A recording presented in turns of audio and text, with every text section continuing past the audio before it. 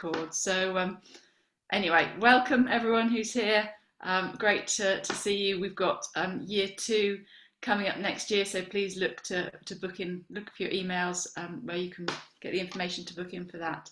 I just want to welcome Natalie this morning. Thank you for joining us. We're sorry that you're not here in person, that we couldn't meet you properly. Natalie is from Hastings, and she works for the church there. She's involved in social action. She's also part of the Jubilee Plus team. I don't know if you want to say anything more about yourself, Natalie, and I've asked her if she could plug her latest book. So get ready, note it down, and you can buy it afterwards. Thanks very much. It's great to be with you. Yeah, I'll say a little bit about me. I'll just put so the new book is called A Call to Act, and it's all about how we as individual Christians can build a whole lifestyle that tackles poverty around us, and not just around us but further afield as well. I'll put a link in the chat. I'll also put a link just to the Jubilee Plus website as well. We've got a conference coming up, so if today's subject is something that particularly interests you now or by the end, hopefully, then you might want to come to that conference. It's called Churches That Change Communities. It's on the 7th of November online. Even if you don't want to come, you probably know people who are involved in social action or social justice ministries who would really love to come along to that. It's going to be online for obvious reasons, but it's our 10th annual conference as a charity, and we're very New Frontiers based, and so I think people will get a lot out of it. But yeah, just to say a little bit about me. So yeah, I work for the church in Hastings, the New Frontiers Church, overseeing social action. So we've got 8 projects that we run that are specifically about tackling poverty or injustice in our community. And so each of those would have a team leader, and I oversee those guys. I'm hands-on with some of them, not so hands-on with others of them. But as well as that, yeah, I work for Jubilee Plus, where I run our communications and policy. So we don't do a huge amount of policy work, but we've done some stuff around universal credit and refugees and asylum seekers. Amber Rudd was my MP for a while, and she was obviously Home Secretary and then Work and Pensions Secretary. So we've been able to influence her on quite a few things, along with obviously loads of other Christian groups and secular groups as well on certain issues. So that's a little bit about me, but my background actually is that I myself grew up in relative poverty. So I grew up in Hastings. I moved away for a while, but I'm back here now. And yeah, my upbringing was such, I started out living on the 16th floor of a block of council flats with no central heating, and one phone between every flat on the 16 floors. You had to go all the way down to the bottom of the stairs and hope that no one else was on the phone when you wanted to use it. But yeah, had free school meals, didn't own a passport until I was in my 20s, just wouldn't have even thought about stuff like that. But wasn't really overly aware that I was in poverty until I became a Christian at the age of 15. So I got saved from a totally non-Christian background and joined a church in Hastings, the church I now work for actually. And to be honest with you, the biggest culture clash that I felt, was kind of my felt experience, was a class clash. I, before becoming a Christian, had never seen food served in separate dishes, you know, like potatoes in one dish, meat in another, vegetables in another. And I'd go to people's houses for dinner, which also was something I'd never seen my parents do. And they'd say to me, oh, you go first, you know, you serve yourself first, you're the guest. And I honestly had no idea what to do. I didn't know whether you were supposed to take the food in a particular order. I didn't know how much you were supposed to take because I wanted to look grateful but not greedy, and I didn't know what the balance of that was. And it used to cause me this really deep anxiety. And that's just one example of a whole load of things where becoming a Christian actually just, I felt like all these people are so different to me. And of course there was like obviously learning to read the Bible and learning to pray and learning about worship and all these kind of things. And the coming from the kingdom of darkness to the kingdom of light was obviously the really big culture clash. That was the deepest one. But like I say, my felt one was actually, I felt like, oh, right, I've got to learn to be middle class. I've got to change my behaviour to be like all these Christians around me. And actually, to be honest with you, it's probably only in the last sort of 5 to 10 years that I've started realizing I've had this journey with Jesus of actually trying to undo some of the habits that I picked up because I thought they were Christ-likeness, but it turns out they were just like how everyone else was, and I just thought I had to be like that to be a Christian. So obviously there's some great things I picked up. I ended up being the first person in the whole history of my family to go to university, and then my brother and sister went as well, and it's utterly transformed our family. None of us are in poverty anymore. So, you know, that's been wonderful. But actually, there's a lot of things I picked up, like things like thinking that hospitality is inviting someone to dinner at 7:30 on a midweek evening and expecting them to bring a bottle and expecting them to leave by 10 o'clock, otherwise they might definitely have outstayed their welcome. Whereas when I was a kid, people could just walk into my house and I could just walk into other people's houses and you didn't knock. And to be honest, you went via the kitchen where you got yourself a drink and some biscuits before you even said hello to anyone. And so I feel like God and I have been sort of just undoing some of my early experiences of what I took on to mean being like Jesus, and actually making me rethink what's biblical hospitality, what is a biblical way to handle my money, what, you know, and all these things. And obviously I think there's loads that's great about middle classness. I'm not saying there isn't, but I just think I got really confused between what does it look like to be like Jesus and what does it look like to be like everyone around me, and thought they were the same thing. And I've realised that actually some bits are the same and some bits aren't. So that's a little bit about me.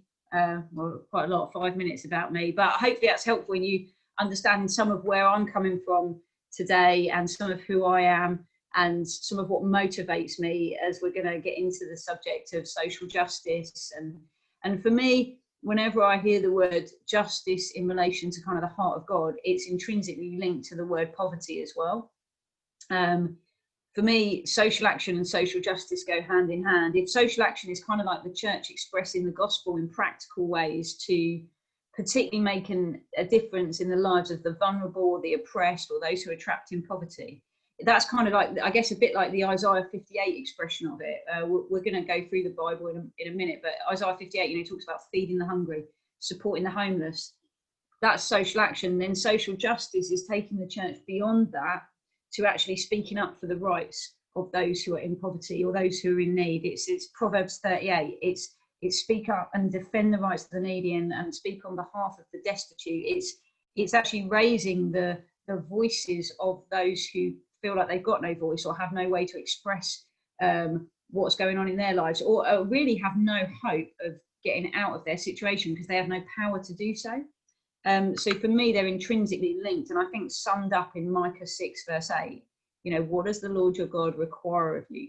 It's to act justly, to love mercy, and to walk humbly with your God.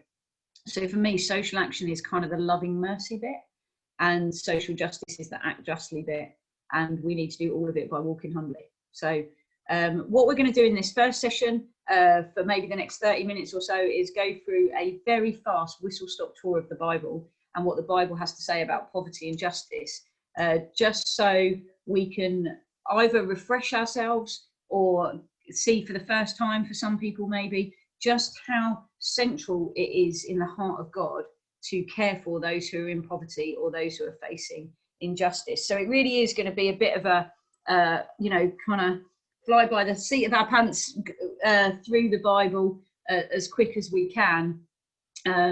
And then we'll have time to go into breakout groups and talk about it. And obviously, I'll take questions maybe later on as well. But yeah, for this first session, I just want to go really fast through as much of the Bible as I can get through in the next 30 minutes, or slightly less than that, probably. So just to start with a quote from the American preacher Jonathan Edwards, who lived in the 18th century. He's seen as one of the most important American theologians there's ever been. He says this, he says, "Where have we any command in the Bible laid down in stronger terms than the command of giving to the poor? It is mentioned in Scripture not only as a duty, but a great duty, as one of the greater and more essential duties. It is positively and frequently insisted on by God." And that sounds like a pretty bold claim. I should say as well, by the way, the notes you've been sent are more, that they probably cover more than I'm going to go into, and I will hop around a bit. So if you're trying to follow on those notes, that's more just for you to kind of take away and go through. But yeah, so this Jonathan Edwards quote, it's pretty strong, isn't it? Like, where have we in any command in the Bible laid down in stronger terms than the command of giving to the poor? And I think there's something in us that at first is like, that can't be right. Surely that can't be right. But actually, it's actually really easy to back this up with just a cursory glance through the scriptures, which is what we're going to do now. So obviously we know that when God created the world, there was no sin in it. It was a perfect world. Nothing bad happened. Nothing would cause pain. There was no injustice. There was no unkindness. It was perfect. And in the world that God created, there were no natural disasters, such as famines or earthquakes. So there was nothing like that that could cause people to be left hungry or homeless or destitute in any way. But also there was no sin. So there was no possibility that you could fall victim to my greed and selfishness. That wasn't possible. Actually, because there was no sin in the world, there was no possibility of poverty. But obviously, like death, like pain, like grief, injustice and poverty came with the fall. They were never meant to exist. They were never part of God's original plan. But as soon as sin came into the world, the potential for poverty and injustice came with it. And it wasn't long before poverty and injustice became realities. And I would argue, and I'm going to argue this morning, that this has been a pressing and vital concern for God ever since. I think we can miss it in some places of the Bible unless we're really looking for it. So I think one example for me of where I think it's evident is in some of the narratives of the Old Testament. So even just looking at Genesis and the story of Joseph, how often have we heard the verse quoted, that says, what you meant for evil, God has turned for good. I've heard people preach on that. I've heard people quote that. People have given it to me as an encouragement. And it's a wonderful verse, but I've hardly ever heard anyone talk about what it goes on to say, which is that otherwise you would become destitute. That's in Genesis 45, verse 11. That actually God's purposes in sending Joseph to Egypt was so that Jacob and his sons wouldn't become destitute and die during the famine. And actually, in the incredible mercy of God, he didn't only care for his own people's physical needs, but actually the survival of the Egyptians themselves was part of it as well.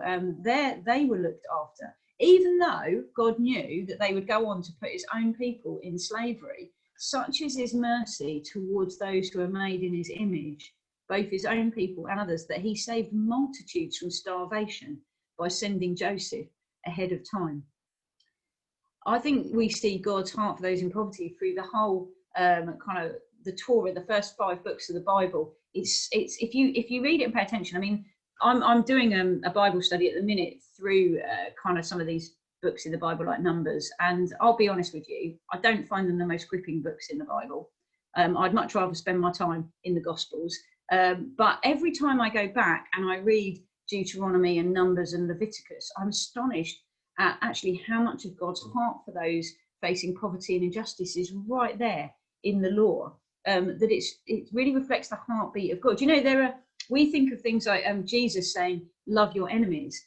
But it's right there in the Old Testament law where it says, if your enemy's donkey falls into a ditch, help it out. Do good to your enemy. So actually loving your enemies wasn't a new thing that Jesus brought in. It was actually something that's always been in the heart of God. But only when Jesus came and died and rose from the dead and the Spirit came, were we empowered to actually live in the fullness of that. But in the law, we see all sorts of provisions for the poor, the widow, the orphan, the foreigner, basically anyone who can't get justice for themselves, anyone who can't alleviate their own poverty or the injustice against them. God sets out these provisions. So let me give you a few examples. Gleaning, for example. So going along, gathering up your crops, which you would need to do to support your own family and your own clan, but also you might sell food to others to make money to support, as your livelihood as well. So you might be tempted to make sure you picked up every bit of grain, and you might even go back in case you dropped anything and pick that up as well, just to make sure you've got it all in for your family to support your group of people, your family unit. But actually God says, don't do that. He says, don't worry about picking it all up and don't go back and do it. He says, leave it for the poor, the widow, the orphan and the foreigner. You're to leave it so that they have food. That's one example. It says that wages are to be paid on time and not deferred. it says that you shouldn't make profit on food when you sell it among God's people. I mean, that's a really challenging one, isn't it? Because if you think about the amount of profit that is made on food and the food industry, and I'm not saying that we shouldn't ever make a profit on food in terms of, obviously for farmers and their businesses and things like that. But when we think about actually some of the chains, fast food chains, restaurant chains, and the amount of profit made on food and things like that, I just think it's really interesting that God said, don't make profit on food. God said, don't charge interests on loans. Again, think about that. So many people in our nation are in overwhelming debt because of the exorbitant interest rates they've been charged on loans that they've taken. And some of them have taken those loans for things that they should have lived without. But some of them have taken those loans just to get by, just to pay the bills, just to not fall into rent arrears, just to be able to put food on the table rather than go to a food bank. And actually, even interest rates of up to 4,000% still exist in our country, despite legislation over the last few years to try and stamp them out. And we see so many people in our churches, like in my own church, but also through Jubilee Plus across the nation, who come for debt advice to CMA and CAP are the two leading Christian charities in this field in this country, and often are suicidal or experiencing marital breakdown or relationship breakdown because of their debt. Debt is a huge issue in our society, and so much of it is because of the interest rates that are charged on loans. And yet God says, don't charge interest when you lend. He also says that tithes were not just for priests or church leaders or to pay salaries, but tithes were for the poor as well. Just going to chuck that out there. Some of what I say might be a little bit controversial. I hope you're all right with that. I'm sure it will lead to good discussion, and I'm very, very happy to be disagreed with later on in Q&A. But I just want to throw these things out there, and it's good to provoke our thinking, isn't it, and our hearts on these things. I think for me in Deuteronomy 15, we particularly see God's heart in the Sabbath year. So every 7th year, debts were cancelled.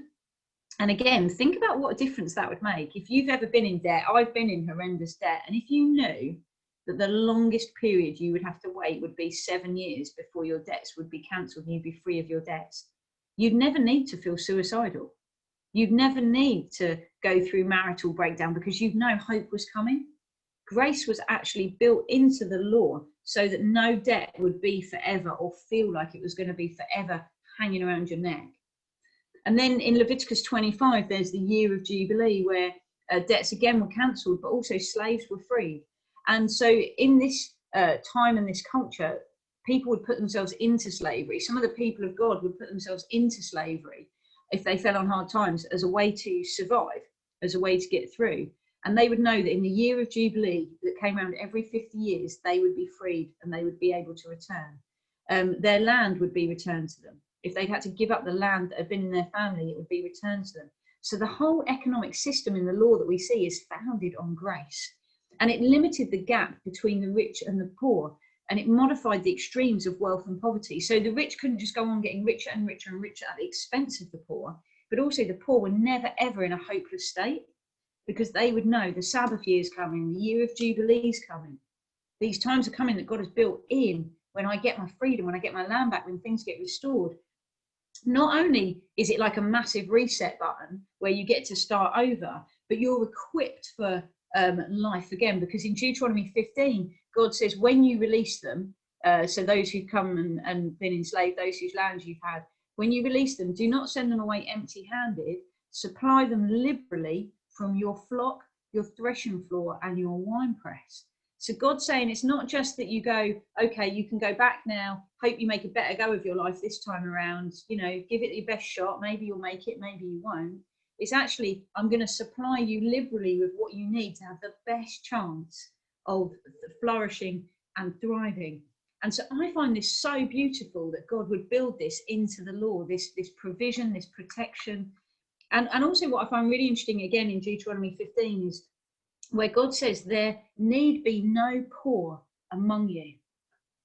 I find that astonishing. God says there need be no poor people among you. But he does say it's kind of with a condition. It's if you fully obey the Lord your God and are careful to follow all these commands. And obviously, as we know, no one has ever been careful to follow all the commands of God, and none of us have ever fully obeyed him. We will come back to this because some of you might be thinking, but Jesus said you'll always have the poor with you. So I'll come to that. Don't worry, I'll get there. But basically, the whole idea of the law was that by it, God's people would flourish and they would be distinctive from all the other peoples on earth. And a lack of poverty in our midst as the people of God is supposed to be one of the things that sets us apart from everyone else. It should be something that people can look at our churches and go, that's odd, because in our community, maybe 30% of children are in poverty, but in that church, no one's in poverty. Imagine what it would have looked like in this culture that we're talking about in the Old Testament. There would have been poverty and hardship all around, and yet to look at the people of God, if they were living as they were supposed to, there should have been no one in poverty at all. I find it incredible, because what it meant is that people should have been able to look at them and go, your God's the true God. Your God's the one who has wisdom and knows how to tell you to live. It should have drawn people to God who were outside of his people, and it still should today. So that's the law. We'll move faster through the next few sections. The history books, Joshua to Esther. I'll just throw out a few examples for you. So we see it in David's concern for Mephibosheth, which I'll probably talk about a bit later on, where David looked out for someone who needed to know God's kindness and brought in Mephibosheth and sat him at the king's table. Mordecai, in the story of Esther, at the end of the book of Esther, when God has saved the Jewish people, Mordecai talks about the celebrations that they should have and how they should have a regular celebration to remember and reflect on all God's done. And as part of that, he says, we'll give gifts to the poor. It's a part of the celebration. It's a part of the worship. It's a part of the gratitude to God. We see it in Hannah's prayer to God when she gives her son to Eli. We see it when God sends his prophets Elijah and Elisha to widows and provides for them. We see it when the people are facing famine and they get into debt and slavery to buy food, and they ask Nehemiah, will you advocate on our behalf? And what's really interesting about the story of Nehemiah is not only does he advocate on their behalf, but it says that he fed 150 people at his own table too. So again, there was that dual thing. There was social action and social justice. There was mercy to the people who sat at his own table, and there was justice in advocating for a much bigger group of people and standing up for them on their behalf. Well, like I say, I know this is whistle stop and fast paced, but I hope it's helpful for you to later go and dig into some of these passages and look at them for yourselves. Because we then see it in the poetic books in the Old Testament. So Job to Song of Songs, and also put Lamentations in there as well. So, for example, when Job is accused by his friends, when his friends say, you must have sinned for all this stuff that's happened to you, for everything to go so wrong in your life, Job, you must have sinned. Some of the things they accuse him of doing are forgetting and even oppressing the poor. They basically say to him, you've withheld bread from the hungry, you've sent widows away empty, and you've crushed the fatherless. That's in Job 22. But interestingly, then, when Job defends himself, when Job says, actually, no, I've lived a righteous life. One of the hallmarks for how he's lived a righteous life and how he defends himself is he says, I've cared for those in need. He says, I've been pleasing to God because I've rescued the poor. I've caused the widow's heart to sing for joy. I love that. Isn't that a great thing that we could all do? Cause widows' hearts to sing for joy. He says that I've been a father to the needy. And he says, I've actually even searched out the cause of strangers that I might get justice for them. Job basically says, I've cared about poverty and justice, and you can see it in my actions. This is in Job 29. In Job 30, he says, I've wept for those going through a hard time, and my soul has grieved for those in poverty. So when Job's trying to say, actually, I've lived a righteous life, what does he use to as examples of that? So much of it is about poverty and justice. So much of it is him going, look, these are the examples of how I've lived a righteous life. And then in the Psalms and the Proverbs, we learn that God himself is the defender of the fatherless and the oppressed, and that he arises to protect those in need. And not just that, but in Psalm 41, it says that those who think about the poor, those who consider the poor, are blessed by God, protected from their enemies, and restored from sickness.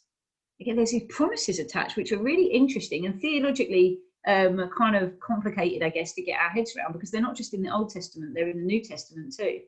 That there are promises attached that the way we treat other people, especially those who no one else cares about, actually there's things that God says he will do for us when we do that.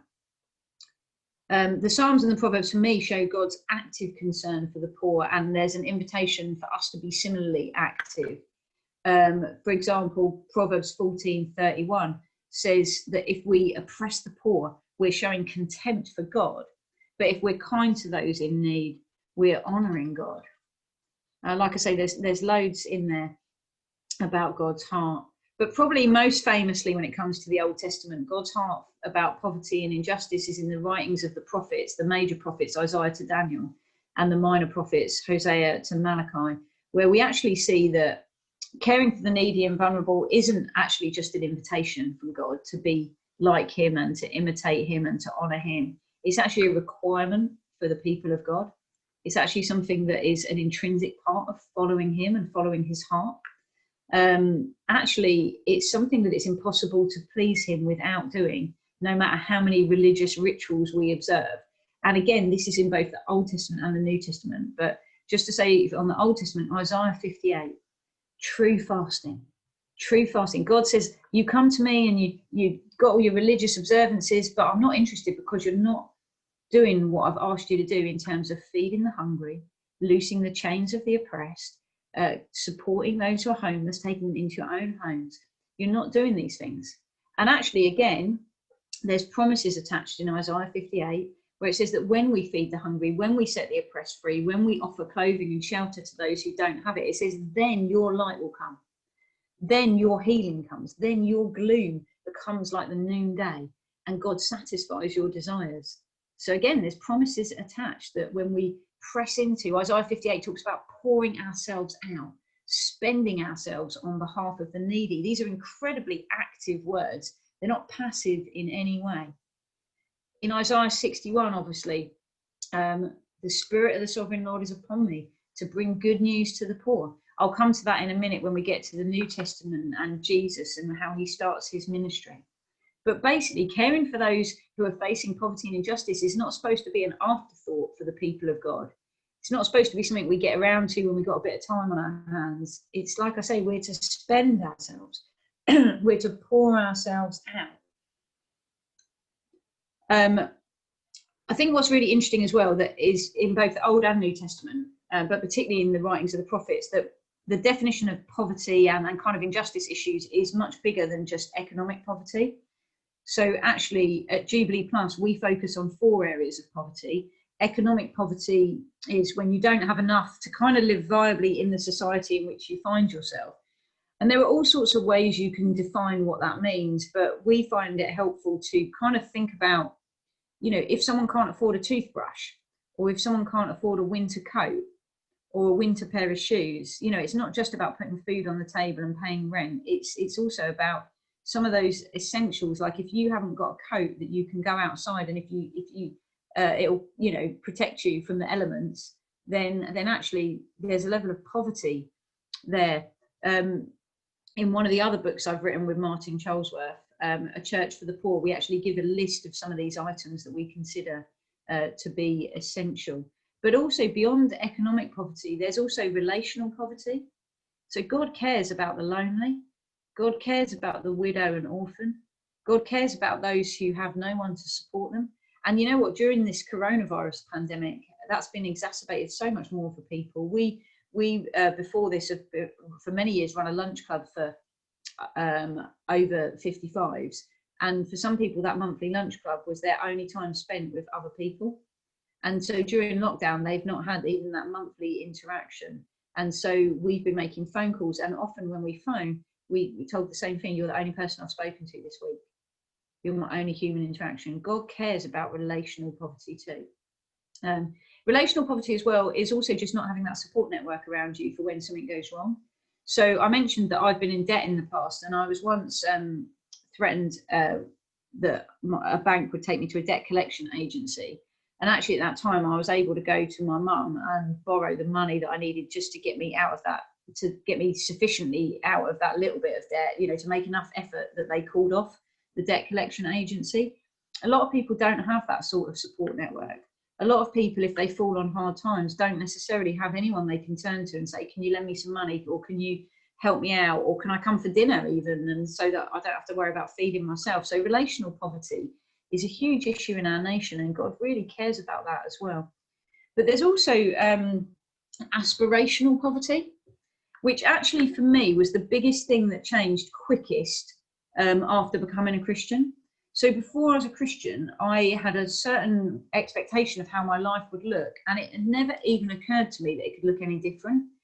It wasn't that I was sitting around thinking, oh, I wish I could do more with my life, I wish I could do something with my life, and I can't. I wasn't even thinking about it because I didn't have any hopes or dreams, because so ingrained in me was this is what my life is going to look like, that it didn't even occur to me to think any differently to that. And so one of the biggest things that changed for me when I became a Christian was actually my aspirations changed. I got a sense of actually God might have more for my life than I imagined. God might want to use my life for his glory. I mean, that blew my mind, that my life could count before God, let alone in terms of making a difference with anyone else. Just the fact that my life could please God was actually like quite a revelation to me.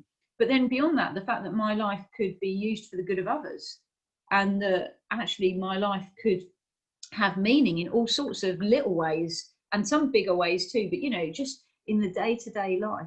And like I say, I ended up being the first person in my family to go to university, and that was because basically becoming a Christian made me think maybe I could study. And it's not that going to university is the be all and end all, it really isn't. But for me, that was just one example of how God started to make me think I could do more than I'd ever imagined with, just with my life. And even just the experience of university, to meet people who were so different to me in so many ways, was actually so enriching, much more actually for me than the academic side, to be honest. So aspirational poverty is something that God cares about too. And then finally, spiritual poverty, which I think is just basically essentially not knowing Jesus. And we should never separate that from everything we're talking about poverty and injustice. We don't want to separate evangelism and that actually people need Jesus. So yes, it's really important to feed the hungry, and please do it even if you don't have the opportunity in that moment to share Jesus and to talk about Jesus.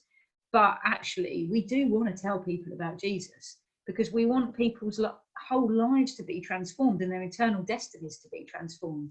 So there's a real danger, and historically in the UK and other countries too, but historically here, the church has often separated social action and social justice from evangelism, and we do it to our peril.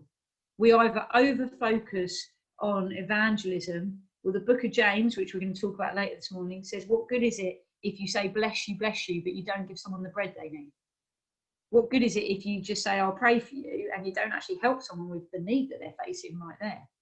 But equally, the church sometimes has pressed really into social action and social justice, and then stopped talking about Jesus. Either because outside forces have said we need you to stop talking about Jesus, or just because, I don't know, there's a sort of, it seems a trajectory that as you press into social action and social justice, it becomes more about helping people and thinking about them than about kind of telling them that there's a saviour who they need to forgive their sins. So at Jubilee Plus, we make sure that we have an emphasis on both sides, because we don't ever want a kind of lopsided gospel. We want the whole gospel, and it's really important we hold these things together. Just quickly, for a couple more minutes, I just want to quickly race us through the New Testament, if that's all right. So I think, God's heart for the vulnerable and the oppressed and those facing injustice and poverty is so evident through the Gospels. But, above all, it's the starting place for Jesus' ministry. In Luke 4, Jesus is handed the scroll of the prophet Isaiah, and it says Jesus found the place where it's written. He didn't just get handed a particular section to read. He didn't just, close his eyes and dip his finger and read whatever his finger landed on. It says he found the place where it is written, and he read out, the Spirit of the Sovereign Lord is upon me to bring good news to the poor, to open the sight of the blind, to set free the oppressed and the prisoner. So when Jesus came, there's this kind of invasion of heaven to earth, of the perfect and sinless to the imperfect and sin sick. And what I think is really interesting here is some people think that when Jesus reads this, it just has spiritual implications. So it just means that he came for the spiritually poor and the spiritually blind. But we see in his life that actually there were literal physical implications. He literally healed the blind. He literally set captives free. So why should we not think that he literally, and we should literally tackle poverty in our midst as well? I think what's really interesting as well is when we hear the sort of language of this breaking in of heaven to earth, so often we talk about miracles and signs and wonders, and those things are wonderful, and of course we all want more and more of that. But actually, when the kingdom of God is at hand, yes, people get healed, yes, demons flee, yes, the dead get raised, but actually when the kingdom of God is at hand, people get lifted out of poverty too. And I think that's a neglected part when we talk about the kingdom of God coming, because actually what we see is Jesus came to undo the damage of the fall, and everything is pointing us to the end time when there'll be no more sin, no more sickness, no more weeping, and that includes no more poverty, no more injustice. That is what we are heading towards, perfect justice. As well as Jesus starting his ministry by proclaiming his good news to the poor, he also said that our concern for those in need is an indicator of how closely we're following him. There are some sobering words of Jesus in Matthew 25. You know, basically, just like it says in the Psalms, if you show contempt to the poor, you show contempt for your maker. Jesus says, how you treat the hungry is how you treat me. And I don't know if you're anything like me, I tend to read these verses in my Bible really fast because I just want to skip on to the bits about how much God loves me and how I've been set free and all the glorious truths of being saved for me and being justified and sanctified and all that. But actually, I think we need to read these passages slowly and let them really hit us so that they change us, so that we become more Christ-like. Because Jesus told the religious leaders of his day in Matthew 23, you've neglected the weightier matters of the law. And he says the weightier matters of the law were justice, mercy, and faithfulness. And he says, you've neglected it. And actually, just to say, when Jesus said that the poor will always be among us, sometimes we read that as a statement of resignation, as if Jesus is going, look, I know it's hard, you're always going to have the poor among you, do what you can, do your best. But actually, often we don't quote from Mark's Gospel, Mark 14, where Jesus actually says, you'll always have the poor with you. Whenever you want, you can do good for them. Actually, it's not a statement of resignation, it's a statement of expectation. You'll always have the poor among you, so whenever you want, do good to them, do good. I'll skip a lot of the New Testament so we can go into breakout groups and come back to it in the rest of this session. But I do just want to point out one thing from the book of Acts. So I mentioned that in Deuteronomy 15, God says, there need be no poor among you. But we know that God's people didn't live like that. They didn't obey. What's really, really interesting is if you compare that verse in Deuteronomy 15 with Acts 4, verse 34. So in Acts 4, verse 34, it says there was not a needy person among them in the early church. So suddenly, Jesus has died, he's risen from the dead, he sent the Holy Spirit, and empowered by the Spirit, the early church, the people of God, are able to do what God said in Deuteronomy 15. They're able to live as God called his people to live. They're able to live with not a needy person among them. And in their culture, in the time of the early church, there would have been great economic need. Sociologists and historians say that in any Roman or Greek city at that time, 50% of the population would have been economically vulnerable or in poverty. So either would have been in poverty or would have been on the cusp of it. So imagine that. Imagine if your community, 50% of people are in poverty or on the edge of it, and there's the church, the glorious church where not a single person is in need among them. Isn't that wonderful? And wouldn't it draw people to look and be amazed and wonder and marvel and question, I wonder if their God, I wonder if their Jesus really is who he says he is. So it'd be great. I wonder if we could go into breakout groups and just discuss, should care about those in poverty and those facing injustice be a vital concern for every Christian, or do you think it's something that's just for some Christians and not for everyone? Okay, so I think we've got about half an hour now. Is that right, before the break? Yeah, okay. Yeah. All right. Well, so just to carry on for a little bit then, because I didn't manage to get through the whole Bible as quickly as I thought I would, funnily enough.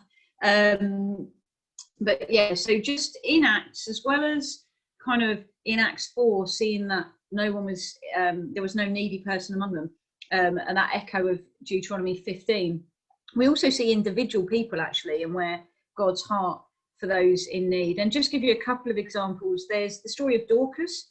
Many of you will know it, obviously. Dorcas died and was raised from the dead. And I think it's really interesting. I wonder why Dorcas was raised from the dead. I mean, the text doesn't tell us. And obviously not all Christians were raised from the dead. She stands out as an example. But what we do know about her in Acts 9 is it says Dorcas was always doing good and helping the poor. Now, this isn't in the Bible, so you should disregard what I'm about to say and not put it, on that level. But for me, I wonder if actually Dorcas was doing so much good and making so much difference that it felt like the church needed her. That's why Jesus raised her from the dead. I mean, of course, I'd like to think that, because if I dropped down dead, I'd hope you'd pray for me. And because I'd been involved in social action, I'd get raised from the dead. So I'm kind of joking a little bit, but it is interesting. The only thing we really know about Dorcas here is that she was always doing good and helping the poor. She actually mirrors, from what we know about her, a bit of Proverbs 31, where it talks about the woman of noble character, who was using the skills that she had for the good of her household, but also for the good of others as well. And then in Acts 11, we get Agabus prophesying that a famine is coming, so that the disciples could ensure that everyone is provided for. Do you know what? I find it so interesting that God speaks when poverty is coming. God tells his people when hardship is coming. And actually, it's really interesting. In the last 3 years or so at Jubilee Plus, we have had a really strong sense that the UK was going to head into a deeper recession. And it's been weird because we've been hearing it from prophetic people among the group of churches that we're all involved in. But we kind of thought, well, how's that going to happen? Because we're coming out of austerity. Employment stats are great. So then we started thinking, well, maybe it's because of Brexit. And that's not a political statement. That was just well, what else is there around that might cause this? And of course, we had no idea about coronavirus, never heard of COVID-19, never heard of coronavirus, actually, in my case. And suddenly we see that the UK is going back into a recession. And I think it's so interesting that what God has been saying to us at Jubilee Plus and through prophetic heavyweights in our movement, and we've been then going around telling churches as much as we could, it was a sense in which we might think that in the last decade as a nation, we have been in the lean years. If you think about Joseph and the lean years and the fat years in Egypt. And what God was saying through the prophets was, actually, you think you've been in the lean years, but you've been in the fat years compared to what's coming. And so we've been going around to churches saying we need to prepare like Joseph did. We need to fill our storehouses. We need to be more strategic. And I think the difficult thing is that so often, even when the words like that resonate with us, it's actually hard to then put them into action, partly because we're so busy as Christians and churches and church leaders in particular. But now I think a lot of us are running around trying to strategize, how are we going to help more people as our nation goes into a deeper recession? God always speaks to his people and through his people. And so we need to be listening and attuned. But we see this in Acts 11. God told Agabus, famine's coming, and then the disciples could make sure that everyone was provided for. I will skip through the next few bits, but basically God's concern for those in poverty is in the letters to the churches, so Romans to 2 Thessalonians, but most notably for our purposes, I guess, in Galatians 2, where it's really interesting that it's part of the apostolic mandate. So what's interesting is in Galatians 2, Paul says, Peter said to him, just do one thing, remember the poor. And Paul says, it's the very thing I was eager to do. Now, it's an interesting exchange because actually Peter was involved with the churches predominantly of people with Jewish backgrounds, Jewish heritage. And the Jewish people would have known that they needed to remember the poor, because all this Old Testament stuff I've just talked about, the Jewish people knew that. They knew their Old Testament. They knew the law of Moses. They knew the writings of the prophets. So for the Jewish Christians, actually caring for those in poverty was an obvious thing that needed to happen. It was something that they would have actually mostly just understood was important to God. But actually then you've got Paul going to the Gentiles who don't have this history, who don't have this background, who don't understand actually how central it is to the heart of God to care for those in poverty. So that, of course, it's important. Peter has to say to Paul, when you're going off starting these churches, you need to remember the poor. So, and like I said, Paul says, the very thing I was eager to do. I think what that also shows us, though, is that caring for those in poverty isn't just something for kind of the lay people to do. It's not just something for your average church member to do. Actually, there's no, if I can put it crudely, there's no height you can reach in Christendom. You know, you can, whether you become an apostle, whether you've got a ministry, a global ministry where you travel around, whether you're an archbishop or whatever, actually, this passage in Galatians 2, I think, makes it crystal clear that care for those in poverty is something we're all supposed to remember. And that you don't outgrow it, you don't get to some dizzy height where you don't need to think about it anymore. It actually should be in the hearts of all of us as followers of Jesus, as disciples first and foremost, before we're anything else. This is also in the pastoral letters, 1 Timothy to Jude. You know, James, above all, I won't linger there now because we're going to come to that after the next break. But James, it really echoes Isaiah 58, sorry. James echoes Isaiah 58, talking about true religion. And yeah, like I said, we'll come on to that in the next session. But then in 1 John, it actually goes even further. And again, some of these verses are hard to hear, but 1 John 3, verses 16 to 18, basically John says, what good is it if you've got stuff, money, possessions, whatever, if you have and you don't give to those in need, how can the love of God be in you? I mean, like I say, I think sometimes we skip over these verses. I know I do, because they're hard hitting. And let me give you an example of how those verses in John in particular, 1 John 3, really hit home for me recently. So I obviously get to speak on this a fair bit. I write on it.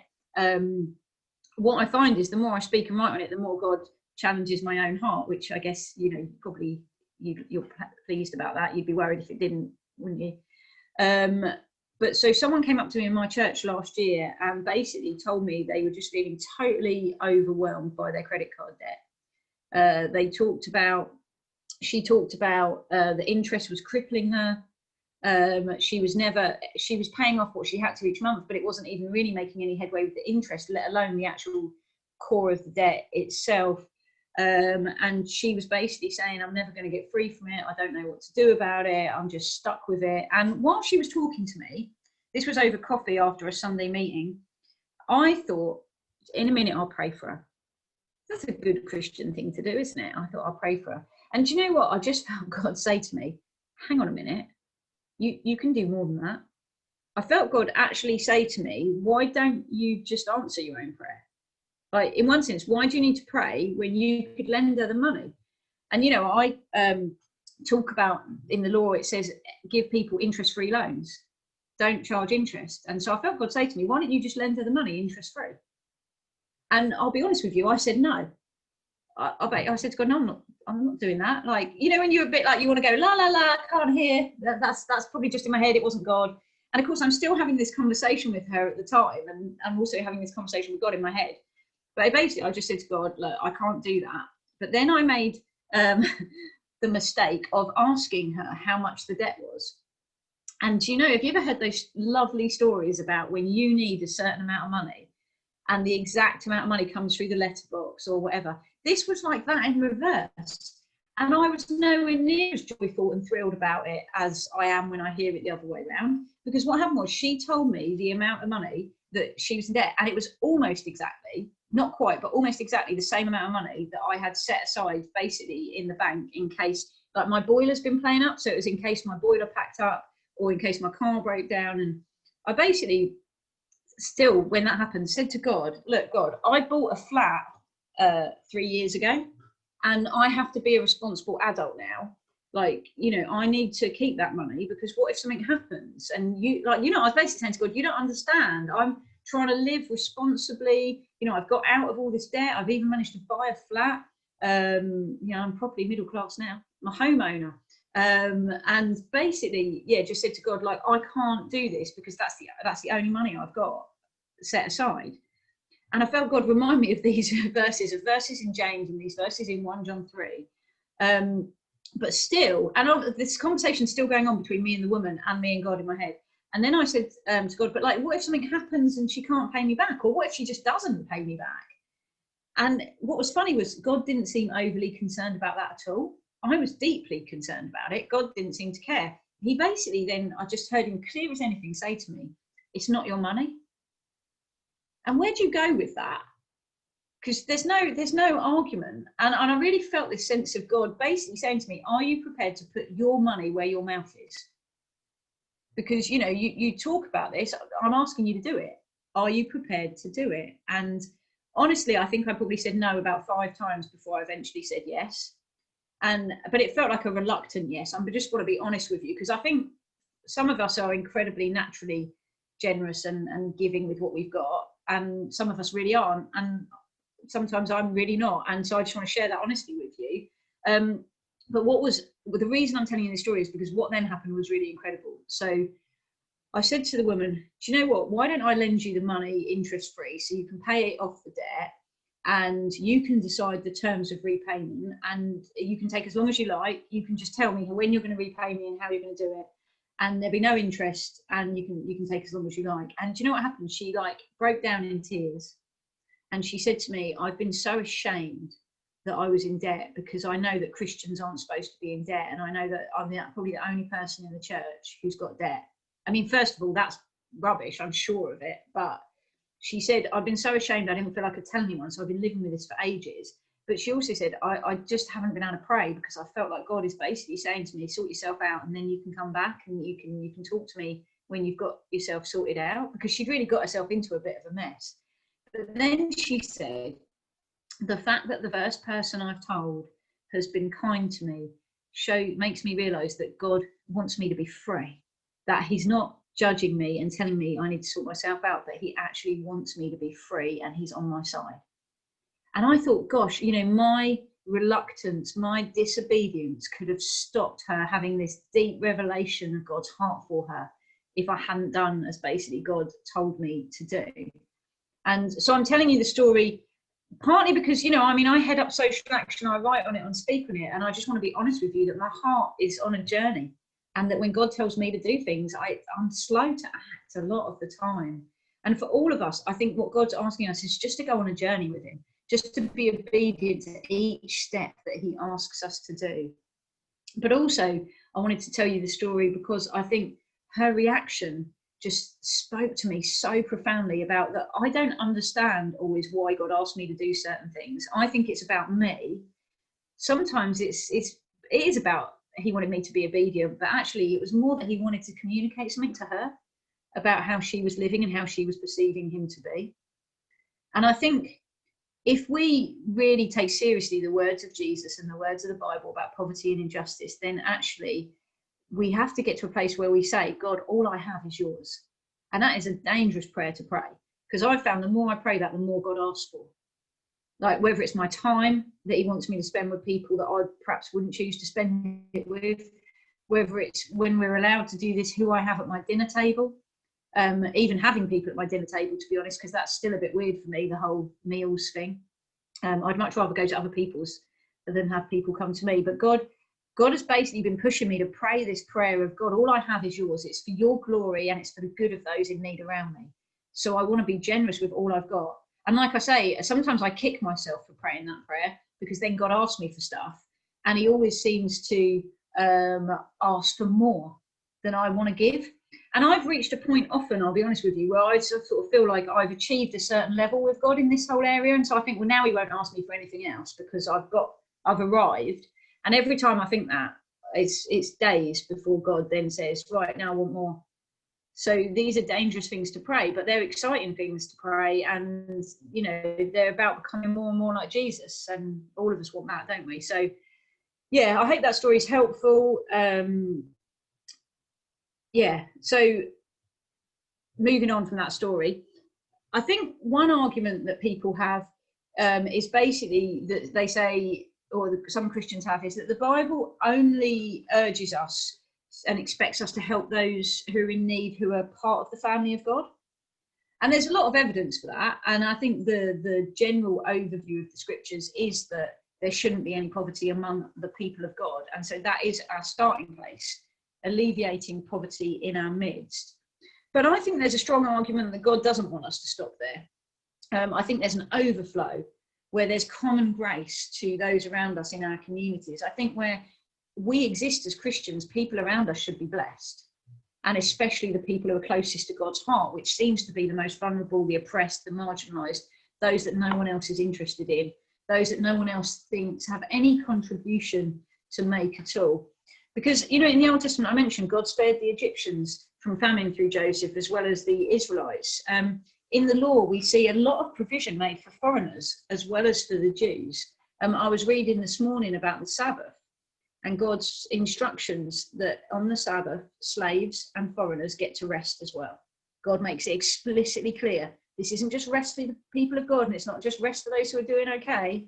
This is rest for everyone. Everyone gets to rest on the Sabbath. We see God's care for those outside his people through, through his mercy to individuals. We see it in the story of Ruth. And we see it with entire people groups like the Ninevites when God sends Jonah to the Ninevites. In Isaiah 61, which I'm going to come to in a minute, the trajectory is clear that the poor are helped and then they become oaks of righteousness, rebuilders, restorers and renewers themselves. Like I say, I'll come to that in a minute. But then when Jesus talked about the Good Samaritan, that's a story he told that transcended religious, ethnic and social barriers. The early church was actually known for helping the poor outside of the church community as well as inside. Jesus said, people will see our good deeds and it will lead them to glorify God. And Peter repeats this in his first letter when he says that even if we're accused of evil, actually those around us will see our good works and they'll praise God as a result.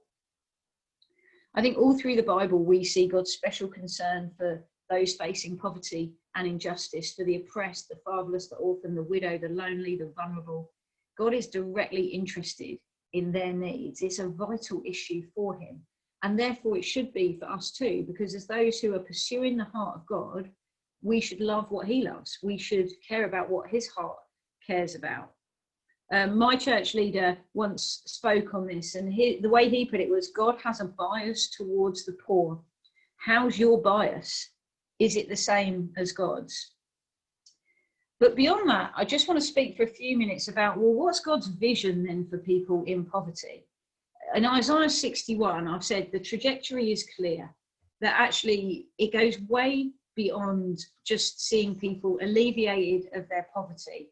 It goes much further beyond that. In Isaiah 61, we do see this broad sense in which poverty actually covers the brokenhearted, captives, those who are bound, mourners, those who are kind of in ashes, those who basically are, mourning or brokenhearted for any reason.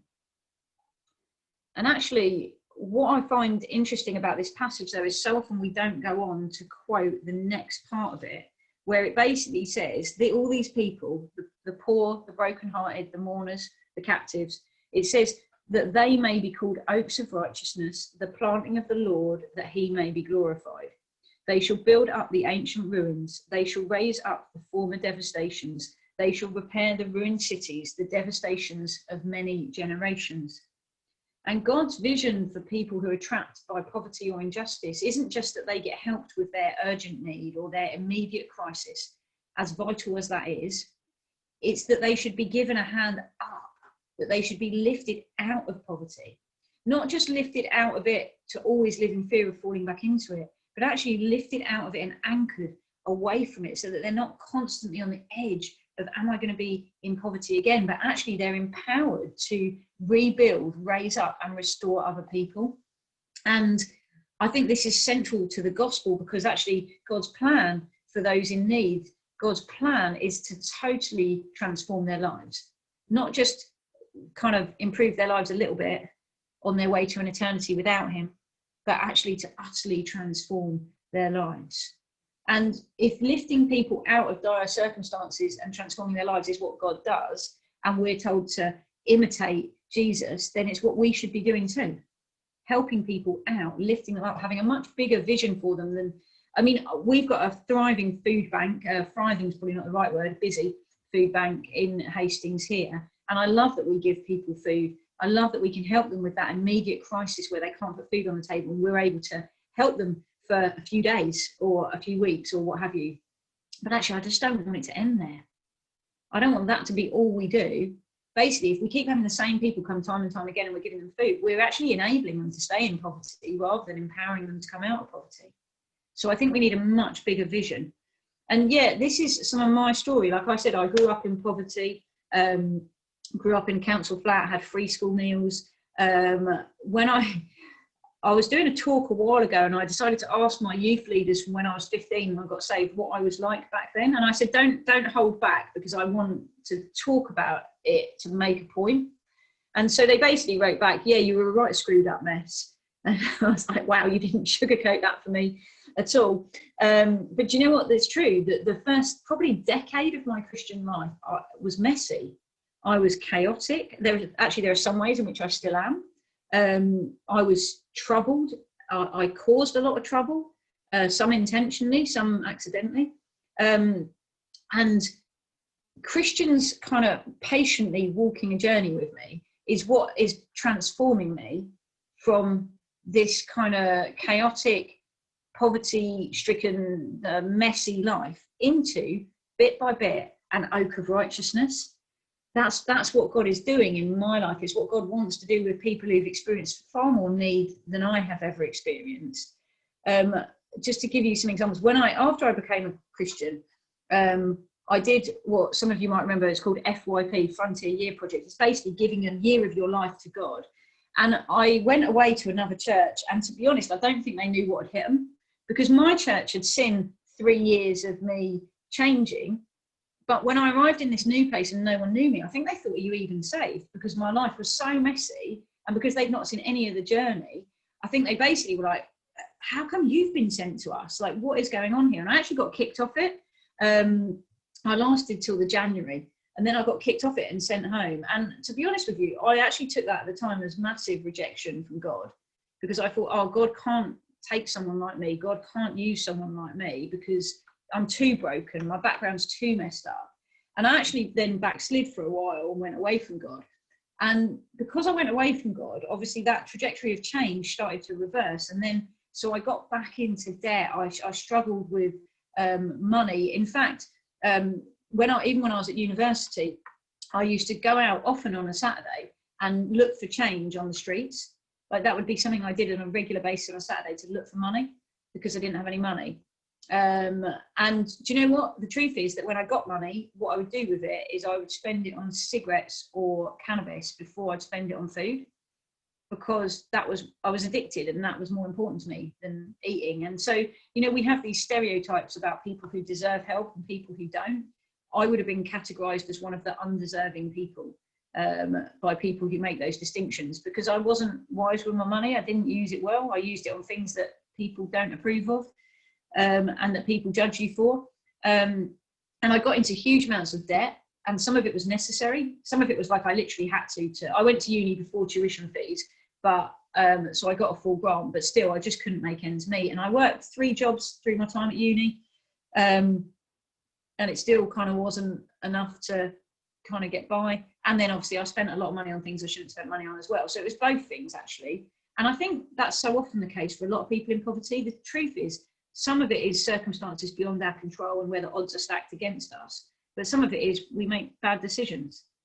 I mean, I think that's true of everyone, actually, whether you're rich or poor, isn't it? Our whole lives are like that. Some of it's stuff that happens to us that we can't control. And some of it is we don't always make good choices. And so for me, it was interesting. I returned to Hastings in my sort of just after my mid-20s, and I was still pretty messy. And my midweek group, my Connect group, actually clubbed together to buy me a car, just like a 500 quid car. It was an old banger, but you know, it was just a sign of their love for me. And I still smoked, and I still spent money on things I shouldn't have spent money on. But I think they wanted to communicate something of God's heart for me, and I needed a car in order to try and work. And so they bought me a car, and it just spoke volumes to me, like my story about that credit card debt woman. It spoke volumes to me of God's heart for me. I was actually unemployed for about 1.5 years back then in my mid-20s. And again, just talking about stereotypes, I was one of those people. My sister and I, we were unemployed together, and we used to put our clothes on over our pajamas to go to the job centre to sign on.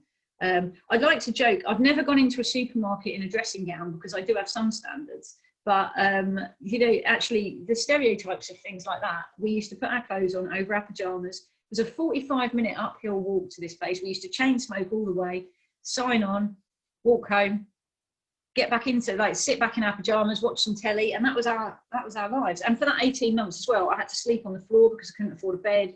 And then, to be honest though, even after coming back to God, even more recently, 10 years ago now, I was made redundant from the job that I had, and I had 6 months being unemployed again. This time I did get dressed properly, and I had learnt some lessons along the way. But again, I was unemployed for 6 months, and I think sometimes God just takes those experiences and uses them, not just to shape us, but also to help us with other people, to help us. Is it 2 Corinthians where it says about we comfort those with the comfort we've been given, and that we have compassion on those because of what we've been through ourselves. So that's, I've just given you a bit of a potted history of some examples from my background, but so when I look at a passage like Isaiah 61, I'm partly asking God, what's your vision for me? It's not just God, what's your vision for other people? It's God, what is your vision for me? Is it just that I would be debt-free, that I'd have a stable job, that I'd learn to handle my money well, that I'd be able to afford my food and bills? It is that, but it's so much bigger than that. It's so much further. It goes beyond that by miles, that actually, whatever my background, actually, despite my background, and maybe even because of my background, God has called me to be an oak of righteousness for the display of his splendor. God has called me to be an oak of righteousness for his glory. God has called me to be someone who restores others, who repairs people and places, who restores ruins. That Isaiah 61 passage talks about the long devastated places. Hastings was once called Hell on Sea by a national newspaper. That sounds like a long devastated place, doesn't it? So I'm actually, God, part of your vision for me is that I'd be involved with others, of course, but in restoring my own community, in restoring people around me, in rebuilding this long devastated place. And of course, it's not just God's vision for me, it's God's vision for anyone with any background like this. I just think it's so beautiful and marvelous that this is the heart of God, to utterly transform us for his glory. And I've mentioned a few times now the debt I was in, and a lot of that was because I was so bad at handling money. And so a few years ago, I started running a budgeting course in my church for other people. And that is exactly what God loves to do. He loves to take the very thing that you were awful at, that you had awful experiences of, and transform you to the extent that you can then lead others into a better place. So I loved running the budgeting course, partly because it was so funny to me that I should ever end up doing something like that. I ran it 3 times, and it just amused me every time that God would take someone so bad with money. If I went back to some of my old uni friends and said I run a budgeting course, they'd just laugh. But I love that that's God's heart. I love that that's what he does.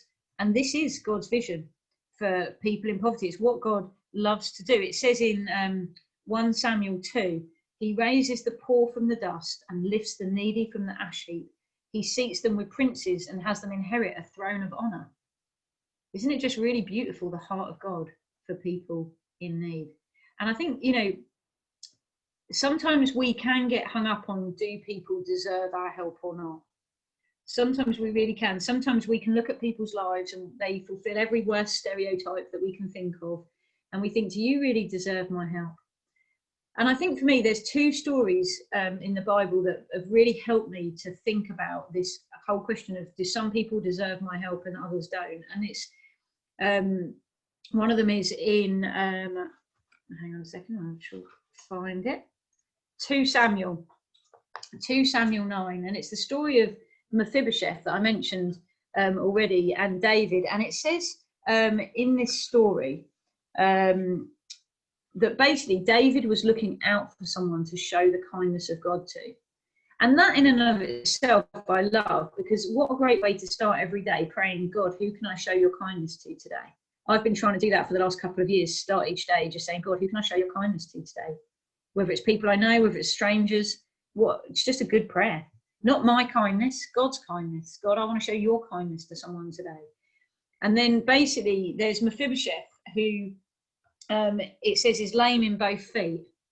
And Mephibosheth comes to David And David says, don't be afraid. I will surely show you kindness for the sake of your father Jonathan. I will restore to you all the land that belonged to your grandfather Saul. She noticed that's from the Old Testament law. I will restore to you all the land. So he's doing what the year of Jubilee said, even though it's not the year of Jubilee. I'll restore all the land and you will always eat at my table. And it says, this is 2 Samuel 9. Mephibosheth bowed down and said, what is your servant that you should notice a dead dog like me? But it says, so Mephibosheth ate at David's table like one of the king's sons. Now, earlier in that book, in 2 Samuel 4, we find out how Mephibosheth became lame in both feet. It was in an accident when he was 5 years old. It says that his nurse picked him up to flee to safety with him. And it's the Bible says, as she hurried to leave, he fell and became disabled. Now, if you think about someone like Mephibosheth coming to you and saying, please help me, I have got no means to support myself. I haven't got any land, I haven't got any money, I haven't got a job, I can't get a job because of my condition. You know, can you help me? And if you said to Mephibosheth, well, what happened to you? Like, how did you end up in this state? And he said, oh, when I was 5 years old, I was in this terrible accident. My nurse basically was trying to get me to safety and she dropped me. And this is what happened. Now, if you're anything like me, something in your heart would reach out. You feel compassion. You think, well, Mephibosheth is in need through no fault of his own. He's a victim of circumstances beyond his control. And also, like, he's so humble and grateful for David's kindness. He says, what is your servant that you should even notice a dead dog like me? And so people like that, I find it very easy to help, if I'm honest with you. There's a natural reaction of compassion and kindness. But then if we look at another story in the Bible, in Luke 15, the story of the prodigal son, I'm sure you all know it well. The story of the prodigal son, I won't read it to us for the sake of time, but basically, if you imagine the prodigal son coming to you and saying, what he actually says in the passage in Luke 15 is, here I am starving to death. So you imagine he comes to you and he says, here I am starving to death. Can I get some food from your food bank or your soup kitchen? Please, will you help me? I'm in dire straits here. I'm starving to death. Please help. And you say, oh my goodness, like, what happened? And then he says to you, well, I had loads of money, but I squandered it in wild living. And we know from the older brother, actually, that a lot of the money went on prostitutes. So imagine that. He says, well, I've been partying and I've been to prostitutes and now I'm starving to death because I spent all my money. I don't know about you, but something in my heart reacts very differently to someone like that. Because I think, well, it's your fault. You made stupid, like, what's wrong with you, kind of thing. You know, why didn't you think you'd end up in this situation? It's entirely your own fault. It's your own bad decisions that got you here. And I think for me, there's a real contrast in what happens naturally in my heart when faced with these kind of situations. But I think what's really, really interesting is that the father figure in both stories reacts in exactly the same way. King David to Mephibosheth and the father of the prodigal son, they react in exactly the same way. They actually show kindness to the person in need. I just find this really, really fascinating that actually both of them were looking out. It says King David was looking for someone, but also the father of the prodigal son, as we know, was looking out, waiting to see if his son would return. And when the father spotted his son, his first response was mercy. His first response was kindness. You know, God has always been especially concerned about those facing poverty or injustice. But what I think these two stories show us is that in God's kingdom, compassion and kindness are based on the giver, not the recipient. They're based on the giver, not the recipient. So God's compassion and mercy is actually based on who he is, not on the object of his kindness. And I think this is so important for us because actually there's my favorite verse in the Bible is Luke 6 verse 36, where Jesus says, be merciful just as your Father is merciful. I think it's the most beautiful invitation to us to be like God, to love mercy, to genuinely love mercy. Not just when it's shown to us, but when it's shown to people we look at and think you don't deserve it. Because all of us have people who cause that reaction in our hearts where we think you don't deserve it. You're not worthy of my help. But actually, what God says is it's not about that. It's about, for those of us who are Christians, we are called not to react to people based on what they've done. We're called to react to people based on who Jesus is. and it's a fundamentally different starting place. We'll pause at that point because I think it is time for us to go for a break. Great. So yeah, in this kind of session, just want to kind of use James as a bit of a platform to talk about some more practical aspects then of how do we get really practical, and what are some of the obstacles to us actually following what is on God's heart and what is actually a central part of the gospel of Jesus Christ. And I think no book in the Bible perhaps lays it out as plainly, certainly in the New Testament anyway, as the letter written by James. I put in the notes for you just various excerpts. Some of these verses more famous than others, some of them more comfortable than others. But essentially it is about the fact that there's a real challenge from James that our faith should always be accompanied by works. And, I think most of us would agree with that if our faith has no external evidences, then you'd wonder, well, what does it actually mean? What's it actually for? Because actually, as we pursue Jesus more and more, we become more like him. So that should be reflected in our attitudes towards sin and righteousness, our heart of generosity and compassion. Even James talks about when we lack wisdom, we ask God and God promises to give it to us, and things like that. So there's so much in James around obviously faith with works and being doers of the word, not just hearers. And again, that's what, when I mentioned there's some passages of the Bible that I like to read really fast because I don't mind reading them, but I don't want to be a doer of them. And so actually sitting in those passages for a while and saying to God, I know you say I need to be a doer of the word, so actually help me to not just to be a doer, but to want to be a doer, even of the difficult passages, even of the things that feel costly and sacrificial and require more of me than I'm naturally willing to give. God, would you help me to be a doer of the word, not just someone who hears it or reads it or what have you.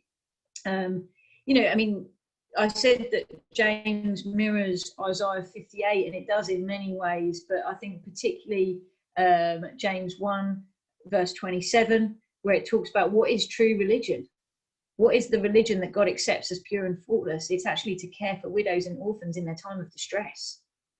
And I believe that widows and orphans there are used as an example, that it's not literally God saying it's only widows and orphans you need to care about, but they're an example from that time, that culture, of actually those who have no means to improve their lot, those who would have no hope left to their own devices, those who need others to advocate on their behalf and bring justice for them, those who need others to advocate on their behalf and alleviate their poverty. And so James is echoing what we've seen in Isaiah 58 about true fasting by saying, actually, this is true religion. This is the religion that God accepts as pure and faultless. But there's so much more in James as well. I mean, so many passages that have been like showing no partiality to the wealthy, and that actually to show partiality is a sin. Now, it's really funny because you can think, well, what level do we take this to? Because in my church, we would usually, I don't know what we'll do this year, but we'd have like a Christmas carol service, and we invite some local dignitaries. So we invite the mayor or mayoress to come with all their kind of pomp and their gold chain and all the rest of it. And we usually invite the chief of police as well. And often we'll engage them in the carol service, like we'll ask them to do a reading or something so that they are part of it as well. But when we do that, we obviously set aside special seats for them. And in one sense, I don't think there's anything wrong with that. I think they're your invited guests and you've invited them to have a role in the meeting itself. So I think obviously you want them to be near the front. There are practical reasons why you want them to be able to get on the stage quickly and things like that. But actually, I think it is important that we think about how would we feel if a homeless person came in off the street and they smelt badly, maybe they maybe they've got an alcohol addiction, maybe they've even wet themselves and things like that, and they come and they sit next to the mayor, your guest of honor. Would you move them away or not? And I'm not saying that to you, I'm saying it to myself as well. We, for the first couple of years that we started inviting local dignitaries to our carol service, would afterwards there's refreshments, and we would have their own special tray of refreshments for them, which would actually mean they never had to mix with anyone else. And so we stopped doing that because we thought actually it's okay to reserve a seat for them, but why would we then give them this special mince pie? Or, you know, actually part of what's great about our carol services is hundreds of people mixing together, rich and poor, young and old, different ethnicities. So actually, I think with partiality, it's just worth thinking that through. How do I engage? So a typical week for me could involve liaising with an MP and some of the poorest people in my community. Do I treat them the same way? Actually, do I give more honour and do I give preference to the poorest, to the person who can do nothing for me? And there's no prestige, there's no, you know, if you meet someone famous or impressive in your community or important, often we tell other people about that, don't we? Do we do the same thing when we meet someone who's actually just Bob, who was sat in the street and I had a conversation? I think there's something in it's about our heart attitudes. How do our hearts respond to different people? Do we show partiality or not? And there are lots of ways in which we can even show partiality without realising it as such. And maybe we'll come on to that in a bit in terms of church meetings and some of the things we do that might be alienating for some and not inclusive. I love the fact that in James it says God has chosen those who are poor in the world to be rich in faith. Rich in faith. And if any of you have been to any of the poorer countries in the world and met Christians there, you'll probably have seen this up close. Like, I've had the privilege in the last few years with various Christian charities of going to spend a fair bit of time in slums in Kenya and in India. And I also had the privilege of going with the International Justice Mission, IJM, to Cambodia and meeting survivors of modern slavery and human trafficking.